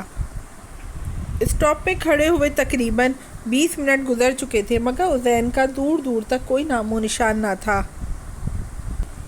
میر آپ کو اب کوفت کا شکار ہونے لگا تھا۔ اس سے پہلے کہ وہ حاشر کو کال کرتا، دور سے حسین آتی دکھائی دی۔ حسین کو دیکھتے ہی باڈی گارڈ نے تیزی سے دروازہ کھولا تو وہ خاموشی سے اندر بیٹھ گئی۔ ساری گاڑی میں بہت سی خوبصورت خوشبو رچی بسی تھی۔ شاید یہ میر کے پرفیوم کا کمال تھا۔ بس جی، بڑے لوگ اور بڑی باتیں، مہنگے پرفیوم لگاتے ہیں، کئی دن تک خوشبو ہی نہیں جاتی، اور ایک ہم غریب لوگ ابھی پرفیوم لگایا نہیں کہ اڑ گیا۔ حسین نے دل میں سوچا، جبکہ میر اسے کافی غصیلی نظروں سے گھور رہا تھا۔ مس حسین، آپ کے ہاں وقت کی کوئی اہمیت ہے یا نہیں؟ بلا آخر میر کا صبر جواب دے گیا تو اس نے اپنی گھڑی کی طرف اشارہ دیکھتے ہوئے کہا، اگر گھڑی آپ کی طرح قیمتی ہو تو ہاں، ورنہ میرے نزدیک وقت کی کوئی اہمیت نہیں۔ حسین کے جواب پر میر نے اسے چونک کر دیکھا۔ کیا میرا آپ کا مذاق ہے؟ میر کے لہجے میں تلخی تھی۔ نہیں، اگر ہوتا بھی تو میں آپ کے ساتھ نہ کرتی، کیونکہ آپ کی حصہ مزاح بہت کمزور ہے، بلکہ ہے ہی نہیں۔ حسین کے جواب پر ڈرائیور اور باڈی گارڈ نے بیک مرر میں اسے گھور کے دیکھا۔ حاشر نے آپ کو بتا تو دیا ہوگا کہ ہم کہاں جا رہے ہیں؟ میر نے بات بدلتے باہر کی طرف دیکھا۔ ہاں، کہہ رہے تھے میر صاحب کی بڑی ساری پرسکون گاڑی میں جا کر ایک اچھے سارے ہوٹل میں ایک زبردست سا ڈنر ہے، تم انجوائے کرو گی۔ حسین کے منہ سے جیسے ہی یہ جملے نکلے، میر نے گردن موڑ کر اسے ایسے دیکھا جیسے کچا کھا جائے گا۔ یہ نہیں کہا تھا، بلکہ کہا تھا عابد بلڈرز کے آفس جانا ہے اور ان کے رویے کو دیکھتے ہوئے قانونی کارروائی کرنی ہے۔ اگر انہوں نے ہمیں کچھ نہ کہا تو سب ٹھیک، ورنہ ہم فائل کریں گے۔ حسین نے میر کے سخت تیوروں کو دیکھتے ہوئے سنجیدگی سے جواب دیا۔ کیا فائل کریں گے؟ میر نے دہرایا۔ کیس، اور کیا؟ اتنا بھی نہیں پتا آپ کو؟ دیکھنے میں تو اچھے خاصے ذہین لگتے ہیں۔ او سوری، میں تو بھول ہی گئی تھی، جیل میں رہتے ہوئے بندے کو کہاں اتنی نالج ہوتی ہے۔ حسین کے منہ سے جیسے ہی یہ جملے نکلے، گاڑی کو زبردست بریک لگی اور اس کا سر آگے والی سیٹ سے جا ٹکرایا۔ او شٹ، کتنی گندی ڈرائیونگ کرتے ہیں، آپ انہیں کچھ کہتے نہیں؟ حسین نے ماتھا سہلاتے میر کی طرف دیکھا۔ میرے ہاتھوں سے آج تک کبھی کسی عورت کا قتل نہیں ہوا، مگر لگتا ہے آج یہ ریکارڈ ٹوٹ جائے گا۔ میر نے اپنی پاکٹ سے پستول نکالتے ہوئے حسین کی طرف دیکھا۔ شکر ہے میں عورت نہیں ہوں۔ حسین نے میر کی طرف دیکھتے ہوئے سکا سانس لیا۔ ابھی کے ابھی گاڑی سے نیچے اترو، اس سے پہلے کہ میں تمہاری لاش کا وہ حشر کروں کہ لوگ پہچاننے بھی نہیں۔ میر کے دھرنے پہ باڈی گارڈ نے فوراً فرنٹ سیٹ سے اترتے ہوئے بیک کا دروازہ کھولا۔ جیسے ہی حسین گاڑی سے اتری، گاڑی زن سے آگے بڑھ گئی۔ میرا اتنا شاندار ماضی سب کو بتانے سے پہلے اپنے مستقبل کی فکر بھی کر لیتے۔ اب دیکھ میں تیرا کیا حشر کروں گا۔ چند منٹوں کے اندر اندر تیری اس گھٹیا اسسٹنٹ نے میرا دماغ خراب کر دیا ہے۔ اب اپنی خیر منا۔ میر نے حسین کے اترتے ہی حاشر کو میسج سینڈ کیا اور اپنی کنپٹی دبانے لگا، کیونکہ آج اس نے حد سے زیادہ برداشت کیا تھا، کیونکہ وہ خوش تھا۔ سر، آپ نے مجھے کس پاگل انسان کے ساتھ جانے کا مشورہ دیا تھا؟ شکر ہے میری جان بچ گئی، اگر میں مر جاتی تو یہ قتل آپ کے سر ہوتا۔ میں آپ سے سخت ناراض ہوں۔ ابھی حاشر میر کا میسج پڑھ ہی رہا تھا کہ حسین کا بھی میسج آ گیا۔ دونوں ہی اپنی جگہ پٹاخہ چیز ہے۔ اب میں کیا کروں؟ میر صاحب، آپ کی ذاتی خواہش تھی اس پھل جھڑی کو ساتھ لے جانے کی۔ حاشر کندھے اچکاتا دوبارہ ٹی وی دیکھنے لگا۔ وہ اچھا ہے تو بہتر، برا ہے تو قبول۔ مزاج عشق میں عیب یار نہیں دیکھے جاتے۔ تھکا ہارا اور کچھ بیزار سا میر جیسے ہی اپنے کمرے میں داخل ہوا، اسے دھیمی لائٹ میں کسی اور کا وجود بھی احساس ہوا۔ پہلے ماتھے پہ کچھ بل پڑے، پھر دماغ کے پردے پہ جھماکا سا ہوا، تو وہ خاموشی سے صوفے پہ کوٹ اتار کے پھینکتا ہوا بیٹھ گیا۔ اپنی چیز کو دوسروں کے ساتھ شیئر کرنا میر کی عادت نہیں، پھر وہ چاہے میرا اپنا ہی کیوں نہ ہو۔ میر نے اپنے بیڈ کو دیکھتے ہوئے جوتے اتارے، موزے اتارتا وہ نرم کارپٹ پہ چلتا ڈریسنگ ٹیبل کے سامنے آن کھڑا ہوا۔ ویسے خود پسندی کی بھی حد ہوتی ہے، ہمیشہ کی طرح آج بھی میر کا عکس اس سے مخاطب تھا، جس پر میر مسکراتا اپنے بالوں میں ہاتھ پھیرتے پلٹا تو نظریں گلبدن پہ جا ٹھہری۔ یہاں نیند پوری کی جا رہی ہے اور میری نیند حرام ہے، میں اب بیڈ پہ کیسے سوؤں گا؟ میر نے گہرا سانس بھرتے واش روم کی لائٹ آن کی اور فریش ہونے چلا گیا۔ دروازہ بند ہونے کی آواز پر گل کی آنکھ کھل گئی۔ پہلے تو اس نے ناسمجھی سے ادھر ادھر دیکھا، پھر خیال آیا کہ وہ اپنے نہیں میر کے کمرے میں ہے، جس پر وہ اٹھ کر بیڈ کے ساتھ نیم دراز ہوئی۔ ارے آپ جاگ گئی ہیں؟ میر بالوں کو تولیے سے صاف کرتا واش روم سے نکلا۔ اس نے بلیک کلر کا سلیپنگ سوٹ پہن رکھا تھا، یہ کلر ہمیشہ ہی اس پر جچتا تھا، بس آنکھ لگ گئی تھی۔ میں سونے کی نیت سے نہیں لیٹی تھی۔ گل کو عجیب سا محسوس ہوا، بیڈ پر زیادہ تر سویا ہی جاتا ہے، آپ کیوں وضاحت دے رہی ہیں؟ میر نے ڈریسنگ ٹیبل سے برش اٹھاتے ہوئے جواب دیا۔ میر میری موجودگی میں تم آرام سے سو جاؤ گے؟ میری موجودگی میں تم آرام سے سو جاؤ گے؟ گلبدن کے پوچھنے پر میر نے اسے مرر میں گھورا۔ میرا مطلب ہے تمہیں عادت نہیں ہے نا اپنی چیزیں شیئر کرنے کی۔ گلبدن کو اپنا جملہ کچھ ٹھیک نہ لگا تو فوراً اس نے وضاحت دی۔ میرا خیال ہے جب آپ کی بیگم آپ کے پاس موجود ہو تو نیند سکون کی ہی آنی چاہیے۔ میر کہتا ہوا بیڈ کی دوسری جانب آ کر لیٹنے لگا۔ میر میں یہاں سکون سے نہیں سو پاؤں گی۔ میر کے لیٹنے پر گلبدن نے اس کی طرف دیکھے بغیر بتایا۔ کوئی بات نہیں، 1-2 دن میں عادت ہو جائے گی تو آپ کو اس کمرے اور بیڈ کے علاوہ کہیں سکون نہیں ملے گا۔ میر نے اپنا بازو اپنے سر کے نیچے رکھتے ہوئے جواب دیا۔ میرا وجود تمہارے اوپر ایک بوجھ ہے، کئی لوگوں کو مار چکے ہو تو مجھے کیوں نہیں مارتے؟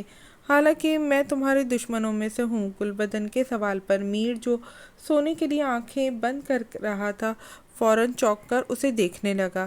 اگر وہ گولی جو شیر علی نے چلائی تھی مجھ پر؟ میر نے گلبدن کی طرف کروٹ لیتے ہوئے اپنے سینے پہ انگلی رکھی۔ وہ آپ اپنے اوپر نہ روکتی تو یقیناً اس دن باقیوں کے ساتھ ساتھ میں آپ کو بھی مار دیتا، مگر میر نے اپنی پوزیشن برقرار رکھتے ہوئے گلبدن کا ہاتھ پکڑا۔ مگر اب مجھے ایسا لگتا ہے جیسے میر کی زندگی آپ کی امانت ہے، آپ کے وجود سے میرا وجود ہے، لہٰذا آپ کی حفاظت و خوشی کا خیال مجھ پر فرض ہے۔ میر نے اپنے گرم ہاتھ میں گل کا ہاتھ دبایا۔ نہیں میر، اس کے علاوہ ابھی کچھ ہے جو تم مجھ سے چھپا رہے ہو، کیونکہ تم اتنے سیدھے اور معصوم نہیں ہو۔ گل کے سوال پر میر ہنسنے لگا۔ میں نے کب کہا کہ میں سیدھا اور معصوم ہوں؟ ویسے اگر ایسا ویسا کچھ ہوتا تو اب تک آپ اپنے شیر علی کے پاس پہنچ چکی ہوتی، جبکہ ابھی تک ایسا کچھ نہیں ہوا۔ میر کی آنکھوں میں ایک عجیب چمک ابھری۔ ایسا اس لیے ابھی تک کچھ نہیں ہوا کہ تم چند سال جیل میں رہے اور باہر آنے کے بعد سب سے پہلے تم نے اپنا امیج قائم کیا۔ اب جب کہ تم ملک کے ایک نامور بلڈرز بن چکے ہو تو… گل نے میر کی طرف دیکھا جو دلچسپی سے اسے ہی دیکھ اور سن رہا تھا۔ تو میر نے آئیبرو اچکایا۔ تو اب تم میرا کیا کرو گے؟ گل کے سوال پر میر ہنستا ہوا دوبارہ تکیہ پہ سر رکھ گیا۔ ابھی تو آپ سو جائیں، میں یہ گارنٹی نہیں دیتا کہ میں آپ کو کچھ نہیں کہوں گا۔ ہاں البتہ وقت بتائے گا کہ میں آپ کے ساتھ کیا سلوک کروں گا، اور وہ وقت جلد آنے والا ہے۔ گڈ نائٹ، میر نے کہتے ہوئے اپنی طرف کا لیمپ بجھا دیا، کیونکہ وہ اپنے تاثرات گلبدن سے شیئر نہیں کرنا چاہتا تھا، جبکہ گل نے میر کی طرف دیکھتے ہوئے وال کلاک کو دیکھا جہاں رات کا 1 بج رہا تھا۔ پتہ نہیں اس رات کی صبح کب ہوگی؟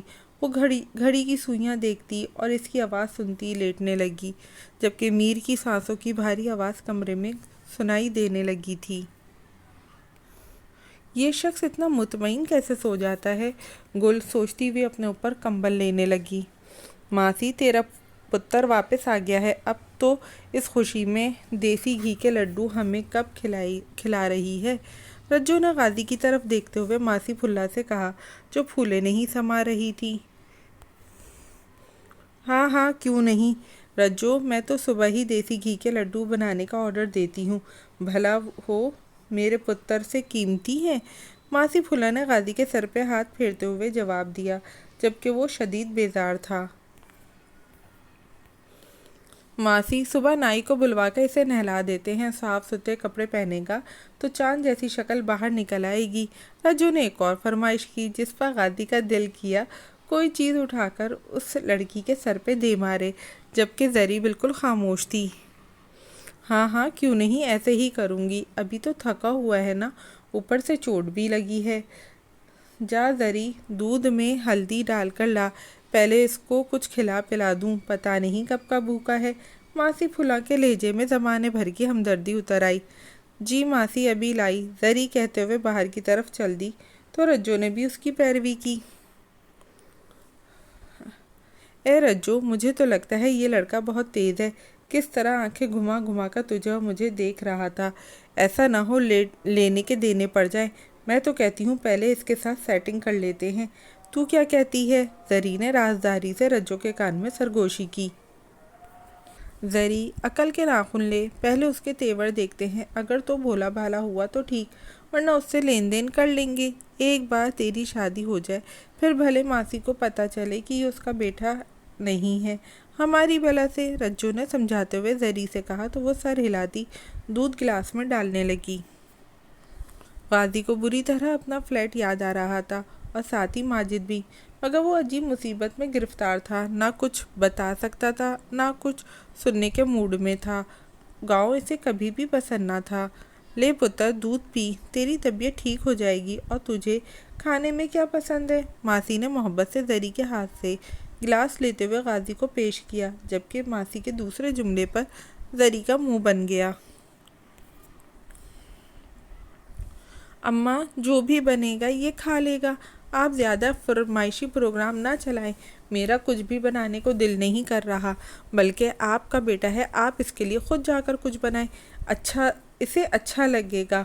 زری نے کہتے ہوئے غازی کی طرف حمایت بھری نظروں سے دیکھا، جو حیرت سے زری کو دیکھ رہا تھا۔ یہ لڑکی تو اس لڑکی سے بھی زیادہ چالاک ہے، کون کہتا ہے گاؤں کی لڑکیاں بھولی بھالی اور سیدھی سادی ہوتی ہیں؟ غازی نے دودھ کا گلاس پکڑتے دل میں سوچا، اب میں تیرے لیے تیری پسند کا کھانا بنا کر لاتی ہوں، تجھے بچپن میں دال چاول بہت پسند ہے۔ ماسی نے محبت سے ایک بار پھر غازی کا ماتھا چوما اور کمرے سے باہر نکل گئی، جس کے جاتے ہی زری اور رجو ایک دم غازی کی چرپائی کے کنارے آ بیٹھی تو اس کا گلاس ہاتھ سے چھوٹتے چھوٹتے بچا۔ اب یہ کیا معاملہ ہے؟ غازی نے دل میں سوچتے ہوئے دونوں کو گھورا۔ لڑکیوں سے چڑ تو اسے پہلے بھی تھی، اب شدت اختیار کرنے لگی تھی۔ بڑی مشکل سے وہ اپنے جذبات کنٹرول کیے ہوئے تھا، کیونکہ اس وقت مارنے کی پوزیشن میں نہیں تھا، ورنہ دونوں کے ہوش ٹھکانے لگا دیتا۔ دیکھو لڑکے، کوئی بھی ہوشیاری کرنے کی ضرورت نہیں، ہم اچھی طرح جانتے ہیں کہ تم ماسی کے بیٹے نہیں ہو، مگر تمہیں یہاں لانا ہماری مجبوری تھی۔ زری نے بات شروع کی تو غازی کو دلچسپی ہوئی۔ ماسی کا ایک بیٹا 6-7 سال کی عمر میں سیلاب میں بہہ گیا تھا، اور سب کو پتہ ہے کہ وہ مر کھپ گیا ہے، مگر ماسی یہ بات ماننے کو تیار نہیں، اس لیے مجبوراً ہمیں تمہیں یہاں لانا پڑا۔ رجو نے بات آگے بڑھائی۔ تو میں کیا کروں؟ غازی نے ناگواری سے پوچھا تو رجو اور زری نے ایک دوسرے کو خوشی سے دیکھا۔ ارے واہ، یہ تو بولتا بھی ہے، ہم سمجھے تھے تم گونگے ہو، زیارت پر تو ایسے ہی پڑے تھے جیسے تم کوئی سائی ہو۔ زری نے خوش ہوتے ہوئے غازی کی جانب دیکھا۔ مجھے لڑکیوں سے شدید چڑ ہے، برائے مہربانی آپ تھوڑے فاصلے پر ہو کر بیٹھیں، اور دوسرا، آپ اس تمام معاملے سے میرا کیا لینا دینا؟ میں کیا کروں؟ غازی نے شدید اکتاہٹ کا شکار تھا۔ زیادہ ڈرامے بازی کرنے کی ضرورت نہیں، سب لڑکے ایسے ہی کہتے ہیں، تمہارا حلیہ بتا رہا ہے کہ تمہارا تعلق شہر سے ہے اور تمہاری طبیعت آوارہ۔ زری نے غازی کے کلائی میں چاندی کا کڑا اور انگلی میں انگوٹھی کی طرف اشارہ کرتے ہوئے کہا تو غازی کے تاثرات بگڑ گئے۔ تمہاری راتیں کلب میں گزرتی ہوں گی، وہاں لڑکیاں نہیں تو کیا پودے دیکھنے جاتے ہو؟ بڑے حاجی صاحب بن رہے ہو۔ ہم گاؤں میں ضرور رہتے ہیں، مگر بے وقوف نہیں ہیں، دنیا کا پتہ ہے۔ زری کی بات پہ پہلی بار غازی کے لب مسکرائے۔ اگر اس وقت ماجد یہاں ہوتا تو وہ اس لڑکی کی بھرپور حمایت کرتا۔ واقعی میں کلب میں کیا کرنے جاتا ہوں؟ جبکہ مجھے لڑکیوں سے چڑ ہے۔ قاضی نے دل میں سوچتے ہوئے زری کی طرف دیکھا جو اسے ہی گھور رہی تھی۔ اور تم نے کیا کرنا ہے یہ ہم تمہیں بتاتے ہیں۔ رجو نے دروازے کی طرف دیکھتے ہوئے زری کو اشارہ کیا۔ دیکھو یہ جو میری دوست ہے نا، یہ بچپن سے ہی ماسی کے بیٹے کے ساتھ منگنی ہوئی ہے، مطلب اس کا اس کے ساتھ رشتہ جڑا ہوا تھا، رجو نے کہنا شروع کیا، جبکہ زری دروازہ بند کرنے لگی۔ ماسی اب کسی سے بھی میری شادی کرنے کو تیار نہیں۔ اس کا کہنا ہے اس کا بیٹا واپس آئے گا تو وہ اپنے بیٹے کے ساتھ میری شادی کرے گی، جبکہ میں نے شادی کرنی ہے۔ زری نے مسکین سی شکل بنائی تو قاضی نے ان دونوں ڈرامے باز لڑکیوں کی طرف دیکھا، جبکہ دروازہ بند کرنے کی وجہ ابھی تک اس کی سمجھ نہ آئی تھی۔ بار بار دروازے کے بارے میں مت دیکھو، دروازہ بند کرنے کی ایک خاص وجہ ہے جو ہم تمہیں آخر میں بتائیں گے، فی الحال تم وہ کرو جو ہم کہہ رہے ہیں۔ زری کے ٹوکنے پر قاضی نے گہرا سانس خارج کیا اور بے دلی سے انہیں دیکھنے لگا۔ تم نے ماسی کو بتانا ہے کہ تم شادی شدہ ہو، تمہارے 2 بچے ہیں، اس طرح میری جان چھوٹ جائے گی۔ میری شادی کے بعد چاہے ماسی کو چھوڑ جانا، کوئی پریشانی نہیں، میں دیکھ لوں گی۔ زری کی بات پہ قاضی نے اسے طنزیہ مسکراہٹ سے دیکھا۔ اور اگر میں تم دونوں کی بات نہ مانوں اور ماسی کو سچ سچ سب بتا دوں پھر؟ قاضی نے دھمکی دی۔ تو یہ جو دروازہ میں نے بند کیا تھا نا، اس کی وجہ یہ تھی کہ اگر تم ہوشیاری کرنے کی کوشش کرو، جو کہ کر بھی رہے ہو، تو میں شور مچا دوں گی کہ تم نے میری عزت پہ ہاتھ ڈالا ہے، اور رجو اس بات کی گواہی دے گی۔ گاؤں والے مار مار کے تمہارا برا حشر کر دیں گے، تم ساری زندگی کے چل نہیں سکو گے، سمجھے؟ زری کا انداز چیلنج دینے والا تھا۔ اس سے پہلے کہ قاضی کچھ کہتا، ماسی پھلا دروازہ کھول کر اندر داخل ہوئی تو رجو اور زری چرپائی سے اٹھ کھڑی ہوئی۔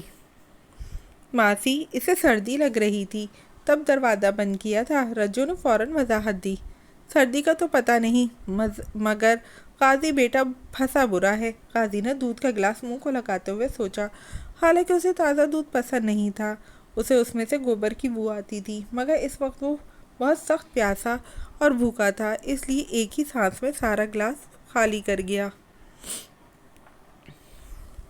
اس وقت حاشر، میر اور عزین آفس کی میٹنگ روم میں بیٹھے تھے، مگر اتنی خاموشی تھی جیسے کوئی زیرو موجود نہ ہو۔ آپ تسلی سے اس آفر کے بارے میں سوچیں، مجھے نہیں لگتا آپ کو زندگی میں کسی نے ایسی آفر دی ہوگی۔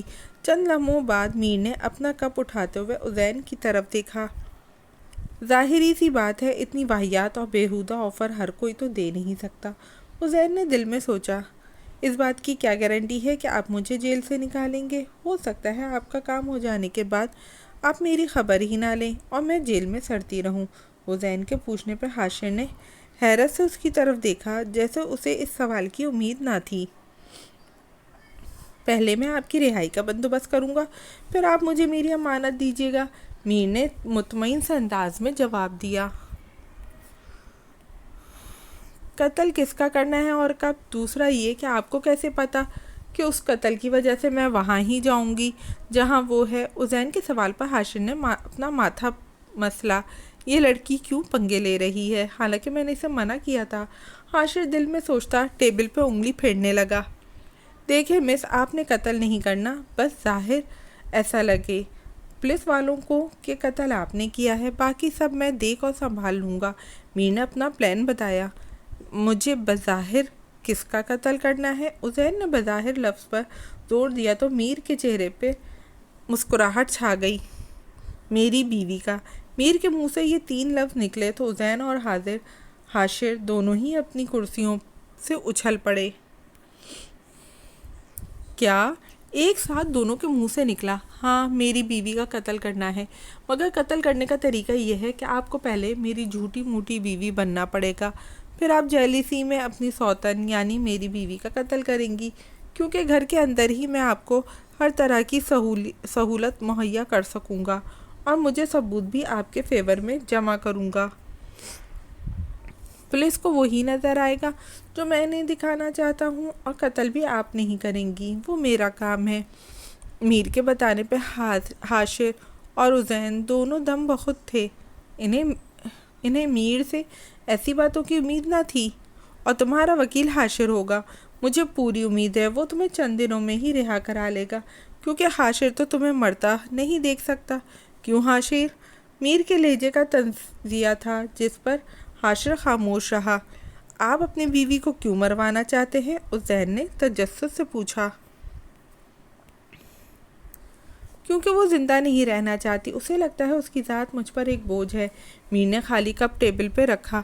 آپ اسے محبت سے سمجھا سکتے ہیں، زندگی ایک بار ہی ملتی ہے، اس کے لیے اسے قتل کرنے کی کیا ضرورت ہے؟ وہ تو بے وقوف ہے، مگر آپ تو سمجھدار ہیں۔ عزیر کو شدید دکھ لگا تو میر مسکرانے لگا۔ محبت ہی نہیں ہے اس سے، محبت ہی تو نہیں ہے اس سے۔ دوسرا، کچھ لوگوں کا مر جانا ہی ان کے حق میں بہتر ہوتا ہے۔ تیسرا، مجھے آپ کو اس تک پہنچانے کے لیے یہ سب کرنا پڑے گا۔ میر اپنی بات کی آخر میں سنجیدہ ہوا۔ جیل میں آپ کا کون ہے؟ عزیر نے ایک اور سوال کیا، جس پر میر کرسی سے اٹھ کھڑا ہوا اور اس کے ساتھ ہی حاشر بھی۔ میر اپنا موبائل والیٹ اٹھاتا سنجیدگی سے عزیر کو دیکھنے لگا۔ میری ماں، میر بتاتا ہوا خاموشی سے دروازے کی جانب چل دیا، جبکہ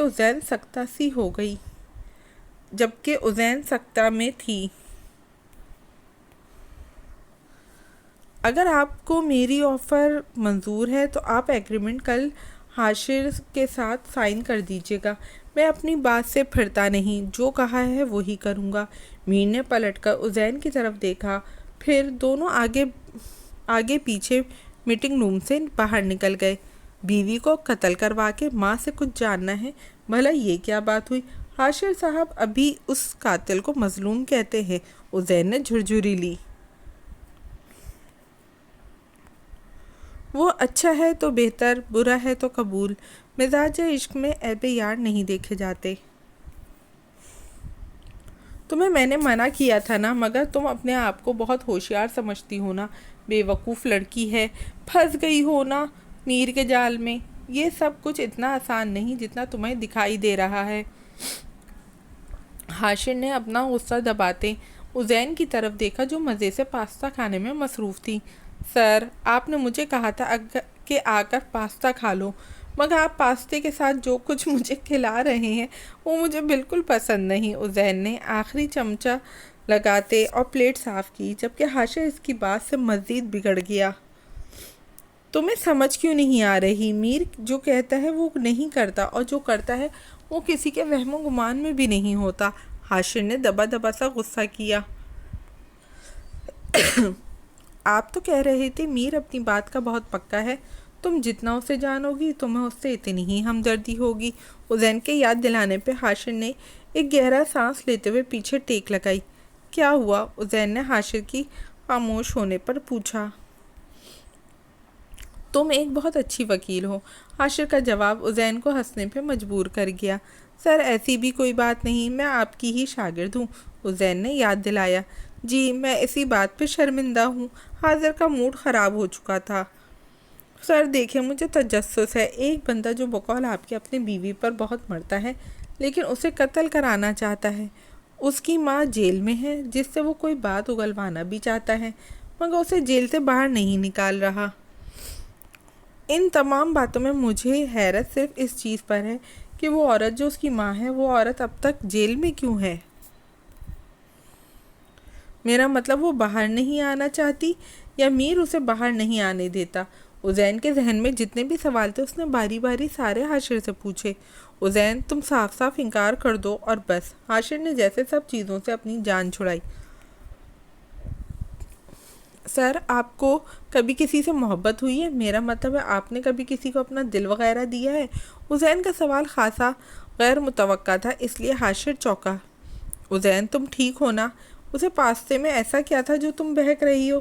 حاشر کا انداز تنزیہ تھا۔ سر، میں سیریس ہوں۔ عزیر نے سنجیدگی سے حاشر کی طرف دیکھا۔ دیکھو عزیر، میں اپنی پرسنل لائف کسی کے ساتھ شیئر نہیں کرتا اور نہ ہی کسی کے پرسنل لائف میں انٹرفیئر کرتا ہوں، لہٰذا تم بھی احتیاط کرو۔ حاشر انتہائی سنجیدگی سے باہر گرتی بارش کو دیکھنے لگا۔ آپ کو بارش پسند ہے؟ عزیر نے ایک اور سوال کیا۔ عزیر، میں کچھ اور کہہ رہا ہوں اور تم کچھ اور پوچھ رہی ہو۔ چلو چلتے ہیں، اگر تم بات سننے کے موڈ میں نہیں ہو تو کوئی بات نہیں، حاشر نے کہتے ہوئے اپنی چابیاں ٹیبل سے اٹھائیں۔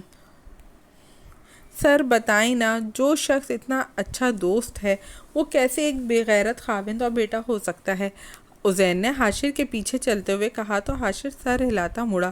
عزین، جو عورت جیل میں ہے وہ میر کی ماں تو ہے مگر سوتیلی، اور جہاں تک بیوی کا تعلق ہے تو وہ راز بھی بہت جلد کھل جائے گا۔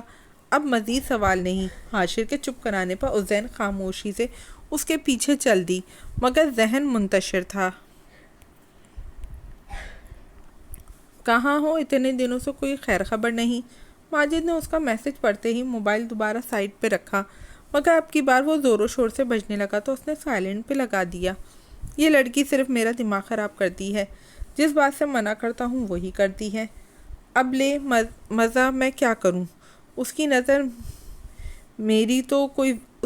میں میری تو کوئی ویلیو ہی نہیں۔ ماجد نے سوچتے ہوئے فائل اپنے آگے کی۔ ایک تو غازی پتہ نہیں کدھر رہ گیا، آج پورا ہفتہ ہونے کو آیا، مگر حرام ہے کہ اپنے سلامت ہونے کی اطلاع دی ہو۔ بھلا اتنی جلدی بتائے بغیر وہ مجھے کیسے مر سکتا ہے؟ ماجد نے اپنے منہ میں پن دباتے سوچا۔ سر جی، حوالدار نے اندر آتے ہی سلوٹ مارا۔ ہاں بولو، ماجد نے بغیر دیکھے پوچھا۔ سر، آپ سے کوئی لڑکی ملنے آئی ہے۔ جیسے ہی حوالدار کے منہ سے لفظ لڑکی کا نکلا، ماجد کی تمام حصیں بیدار ہو گئیں۔ سوائے اس کے کون ہو سکتا تھا؟ وہ ایسے کام کرنے کی ہمت رکھتی تھی۔ گھڑی رات کے 10 بجا رہی تھی اور یہ تھانہ تھا، ریسٹورنٹ نہیں۔ ماجد کے ماتھے پہ بے شمار شکنیں ابھریں۔ حوالدار کے جاتے ہی ماجد نے اپنا موبائل پکڑتے اس کا نمبر ملایا۔